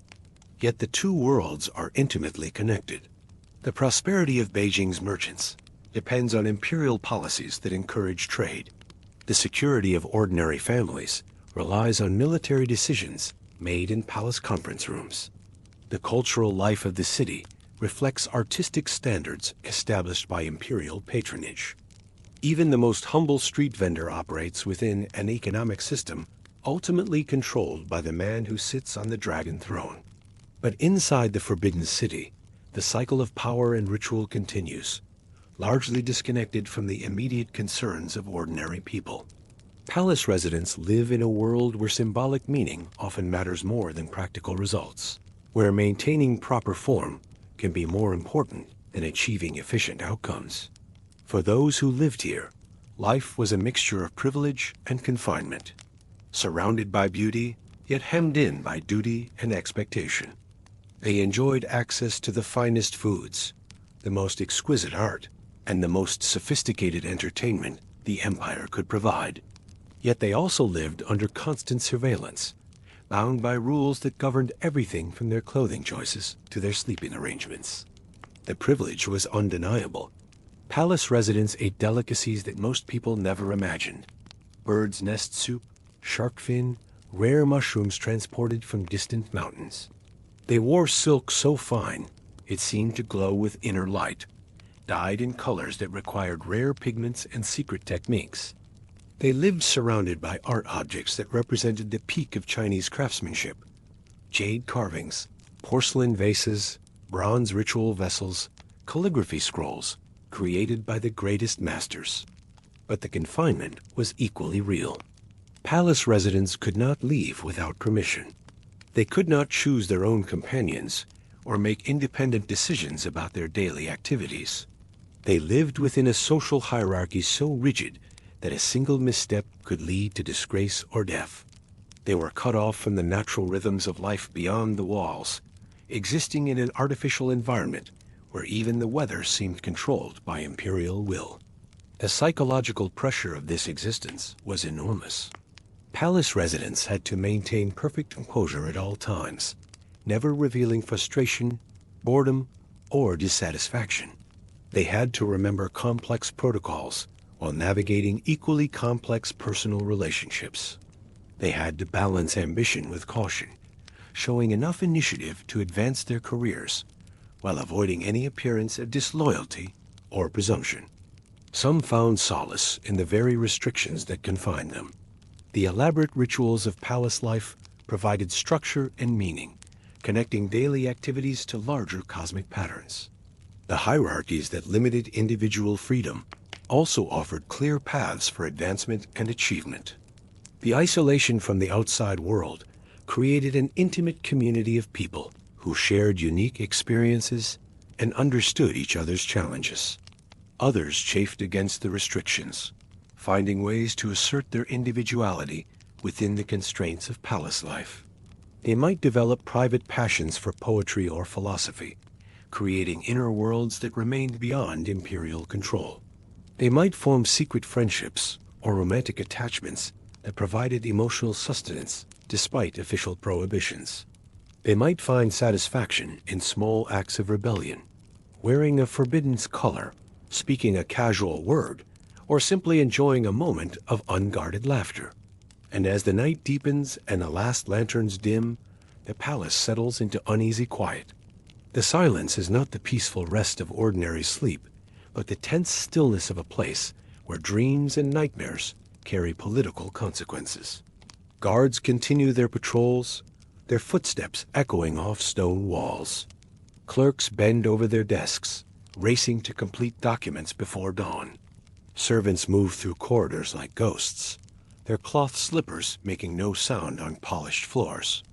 In the emperor's bedchamber, wherever it might be this night, the most powerful man in China lies awake, staring at silk hangings that block out the stars. He listens to the sounds of his palace, the distant cry of a night bird, the whisper of wind through pine branches, the soft chanting of Buddhist monks in their temple quarters. These sounds remind him that even within his perfect, controlled world, forces beyond his command continue to move and change. Tomorrow will bring new challenges, new decisions, new opportunities for triumph or disaster. Ministers will present problems that have no clear solutions. Reports will arrive describing events in distant provinces that require immediate attention. The delicate balance of competing interests that holds the empire together will require constant adjustment and maintenance. But tonight, in the deepest hours before dawn, even the Son of Heaven must confront the fundamental isolation of absolute power. In a palace filled with thousands of people, he remains essentially alone, connected to his subjects by bonds of ceremony and obligation, rather than affection or understanding. The weight of the empire rests on his shoulders, and there is no one with whom he can truly share that burden. The emperor's isolation extends beyond mere physical separation. Language itself becomes a barrier. Within the palace, people speak to him using honorific forms, so elaborate that simple communication becomes nearly impossible. A request for tea might require a formal petition written in classical Chinese and presented through 3 levels of intermediaries.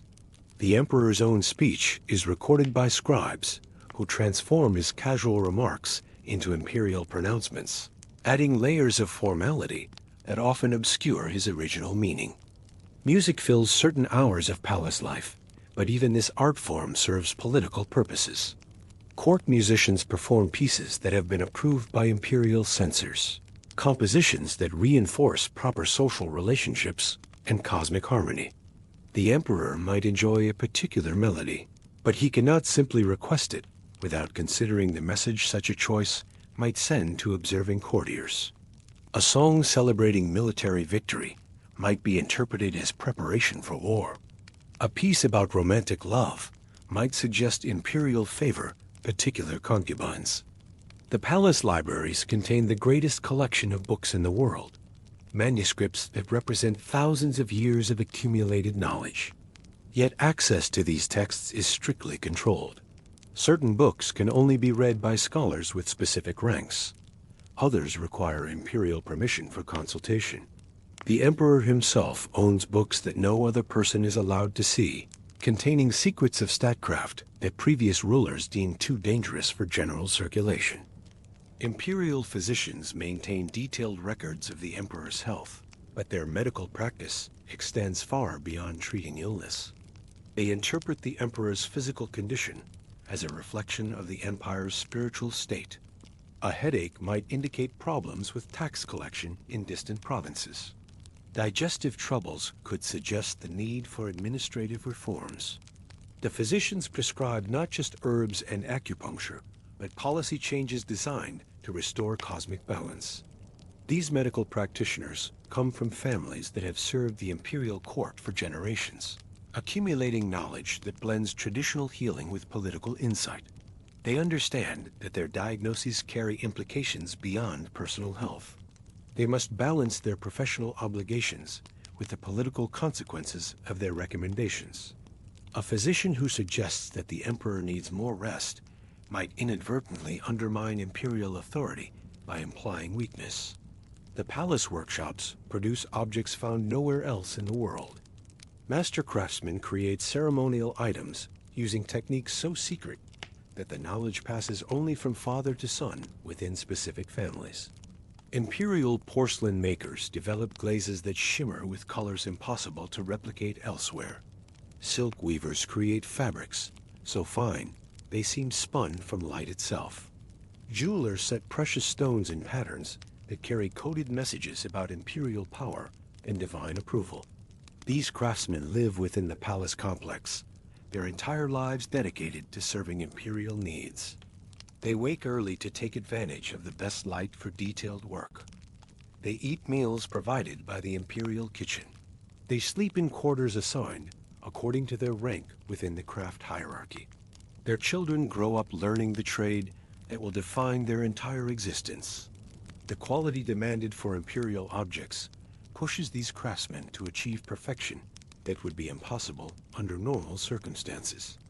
A single porcelain vase might require months of work, with dozens of pieces rejected for minor flaws that ordinary people would never notice. The pressure to meet imperial standards drives innovation, as craftsmen develop new techniques and materials in their pursuit of impossible excellence. Weather itself becomes a political concern within the palace. Imperial astronomers study cloud formations and wind patterns, interpreting natural phenomena as messages from heaven about the emperor's performance. A violent thunderstorm might signal divine displeasure with recent policy decisions. Unusually beautiful sunsets could indicate heavenly approval of imperial virtues. The emperor must respond to these natural signs with appropriate ceremonies and, if necessary, policy adjustments. The astronomers maintain elaborate charts tracking celestial movements, correlating earthly events with the positions of stars and planets. They predict eclipses years in advance, allowing the emperor to prepare ceremonies that demonstrate his harmony with cosmic forces. When their predictions prove accurate, imperial authority is strengthened.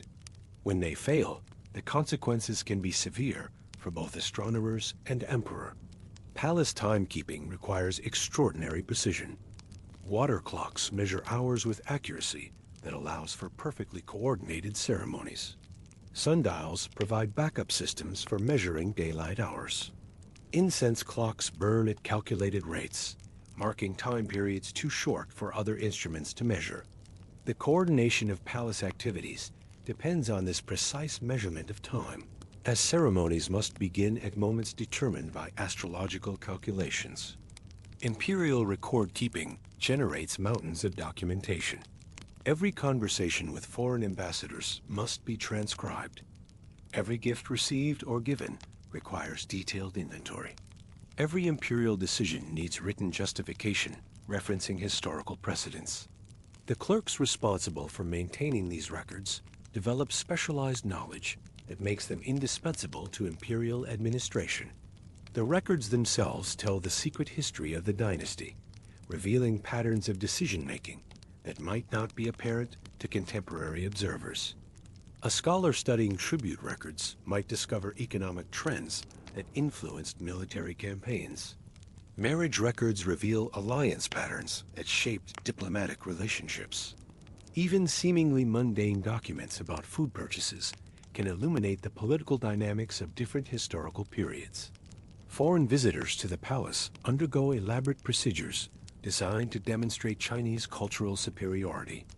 Ambassadors from tributary kingdoms must perform specific rituals acknowledging imperial authority. They present gifts according to established protocols, receiving in return items that symbolize their subordinate status. The emperor grants audiences at times and in settings calculated to impress visitors with the sophistication of Chinese civilization. These diplomatic encounters serve multiple purposes beyond immediate political negotiations. They provide opportunities for gathering intelligence about foreign countries and their capabilities. They demonstrate imperial wealth and power to audiences that will carry reports back to their home countries. They reinforce Chinese cultural confidence by showcasing achievements in art, technology, and social organization. The palace school system educates the children of court officials and imperial relatives, creating the next generation of administrators and advisors. Students memorize classical texts while learning practical skills like calligraphy, mathematics, and foreign languages. The curriculum emphasizes moral cultivation alongside intellectual development, producing graduates who understand both the theoretical foundations of imperial government and the practical requirements of administrative service. Teachers in this system are selected for their scholarly achievements and their political reliability. They must balance educational excellence with political orthodoxy, ensuring that students master traditional knowledge while developing appropriate loyalty to the current dynasty. The pressure to produce graduates who will succeed in imperial service creates an intensely competitive academic environment. Imperial ceremonies mark the passage of seasons and the commemoration of important historical events. The Spring Festival celebrates renewal and agricultural prosperity. The Autumn Festival honors ancestors and acknowledges the harvest. Each ceremony requires months of preparation, with participants rehearsing their roles until every gesture achieves perfect synchronization. The costumes worn during these ceremonies represent some of the finest textile work in the world. Silk robes embroidered with gold thread display symbols whose meanings have been refined over centuries of cultural development. The colors, patterns, and decorative elements all carry specific significance that trained observers can read like written language. A slight variation in ceremonial dress might signal important changes in political relationships or dynastic policies. Imperial transportation within the palace complex follows strict protocols that reflect social hierarchies and ceremonial requirements. The emperor travels in sedan chairs, carried by specially trained bearers who move with perfect coordination. The chairs themselves are architectural marvels, combining comfort with symbolic decoration. Their routes through the palace follow prescribed paths that avoid areas considered inauspicious or inappropriate for imperial presence. Other palace residents travel according to their rank and the nature of their business. High-ranking officials might be allowed to ride in smaller sedan chairs. Lower-ranking personnel walk, but even their pedestrian movement follows established patterns designed to prevent conflicts and maintain proper social distances. The result is a complex choreography of movement that ensures the palace functions smoothly while reinforcing status distinctions. Imperial burial preparations begin during the emperor's lifetime, as craftsmen create the tomb objects and ceremonial items that will accompany him into the afterlife. These preparations involve entire communities of specialized workers who dedicate their careers to creating objects that will never be seen again once placed in imperial tombs. The secrecy surrounding these projects creates an atmosphere of mystery that adds to the mystique of imperial power. The objects created for imperial burials represent the pinnacle of Chinese craftsmanship. Jade burial suits sewn with gold thread require years of meticulous work. Ceramic armies of thousands of individual soldiers demand the coordination of multiple workshops. Precious metals are shaped into ritual vessels using techniques that push the boundaries of metallurgical knowledge. Palace entertainment evolves continuously as court officials seek new ways to please imperial tastes and demonstrate their cultural sophistication. Acrobats develop routines that seem to defy physical laws. Musicians compose pieces that incorporate instruments from across the empire and beyond. Poets compete to create verses that capture the essence of imperial grandeur while remaining accessible to educated audiences. The emperor's responses to these entertainments are carefully observed by courtiers, seeking clues about imperial preferences and moods. A smile at a particular performance might launch a fashion for similar entertainments. A moment of apparent boredom could end careers and redirect artistic development in unexpected directions. The pressure to please creates an environment of intense creativity constrained by equally intense anxiety about potential consequences. Imperial bathing rituals transform simple hygiene into elaborate ceremonies involving dozens of attendants and specially prepared waters. The emperor's bath water is heated to precise temperatures using methods that ensure perfect consistency. Aromatic oils derived from rare flowers and medicinal herbs are added according to formulas passed down through generations of palace servants. The bathing chambers themselves are architectural marvels, with marble pools carved from single blocks of stone and drainage systems that channel used water according to feng shui principles. The attendants who manage these bathing ceremonies undergo years of training to master the complex procedures involved. They must know how to test water temperature without instruments, how to blend oils in proportions that please imperial senses, and how to assist the emperor while maintaining the proper balance of service and respect. Their movements during the bathing ritual follow choreographed patterns designed to maximize efficiency while preserving imperial dignity. Palace ventilation systems demonstrate advanced engineering knowledge applied to maintaining comfortable environments throughout the massive complex. Carefully positioned windows and corridors create air currents that cool buildings during summer heat and circulate warmth during winter cold. Underground channels direct fresh air through the palace while removing stale air and cooking odors. The system requires constant maintenance by specialists who understand how seasonal weather changes affect airflow patterns. These ventilation engineers work largely invisible to palace residents, making adjustments and repairs during hours when imperial activities will not be disturbed. They carry tools that allow them to access hidden passages and crawl spaces throughout the complex. Their knowledge of the palace's internal structure often exceeds that of the architects who designed individual buildings, as they must understand how all the separate structures work together as a unified system. Imperial water management involves sophisticated systems for supplying clean water and removing waste throughout the palace complex. Wells are dug at locations determined by geomancers who understand how underground water flows relate to cosmic energy patterns. Aqueducts channel water from distant sources, ensuring that palace needs never compete with the requirements of Beijing's civilian population. Storage systems maintain reserves sufficient to survive extended sieges or natural disasters. The palace's sewage systems represent advanced sanitary engineering that prevents the disease outbreaks common in densely populated areas. Waste is channeled through underground passages that carry it far from living areas before depositing it in locations where it can fertilize agricultural lands without contaminating water supplies.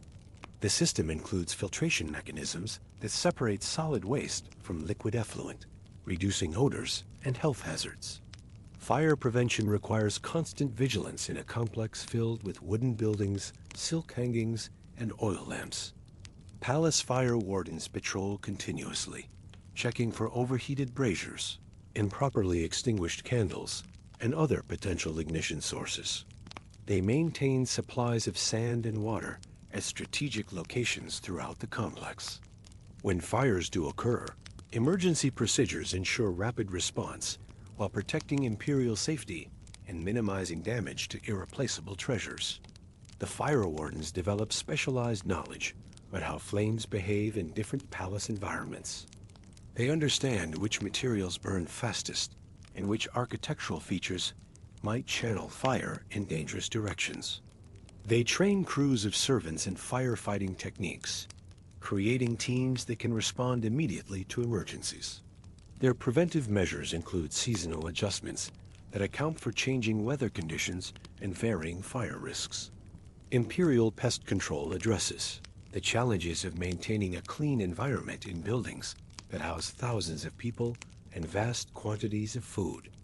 Specialists develop methods for controlling rats, insects, and other unwanted creatures without using substances that might harm palace residents or contaminate food supplies.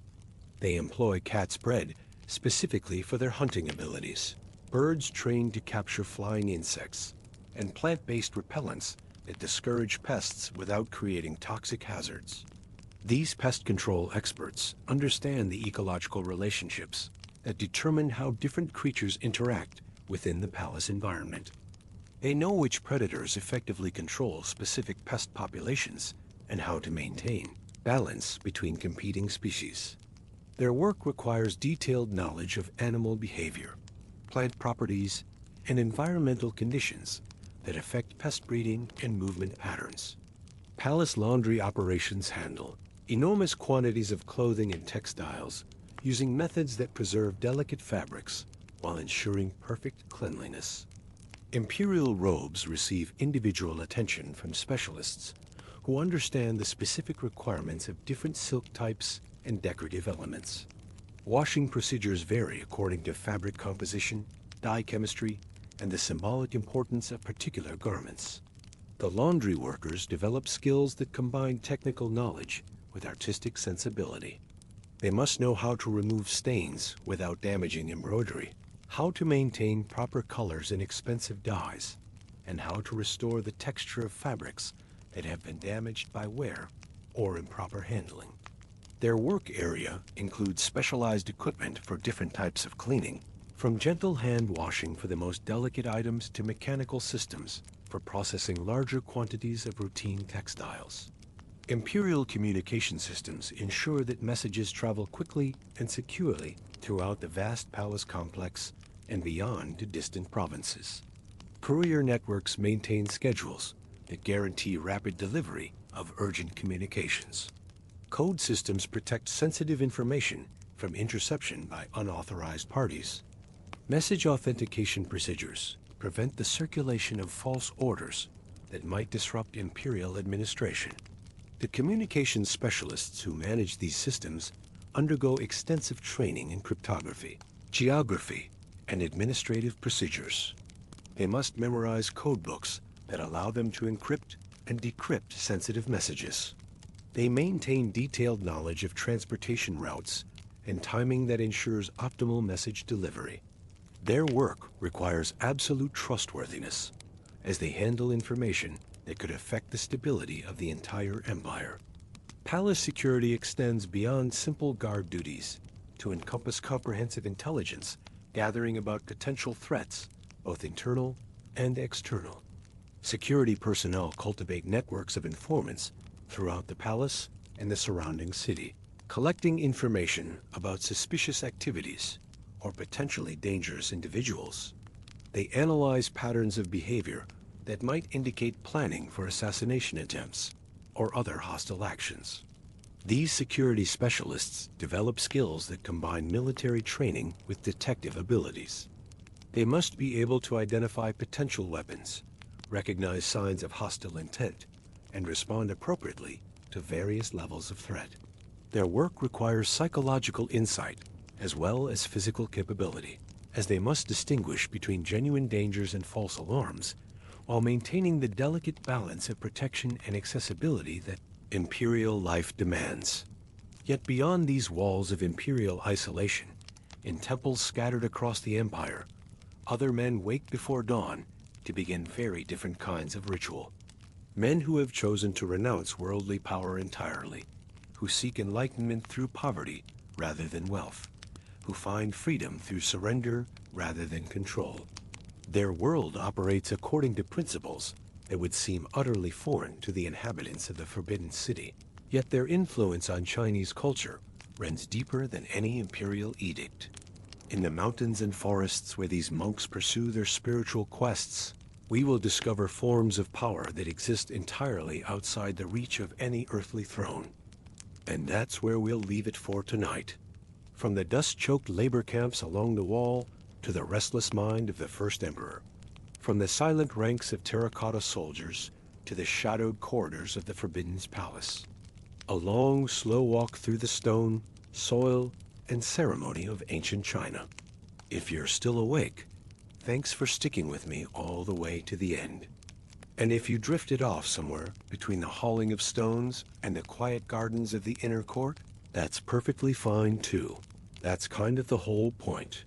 If you enjoyed this slower, sleep-friendly dive into history, feel free to like the video and subscribe for more. And as always, let me know in the comments where you're listening from and what time it was when you pressed play. It's always nice seeing where in the world these late-night history journeys are reaching. For now, I'll let the echoes of marching footsteps fade. Let the clatter of stone on stone grow distant. And let the golden roofs of the palace dim in the night air. Sleep well, and I'll see you next time.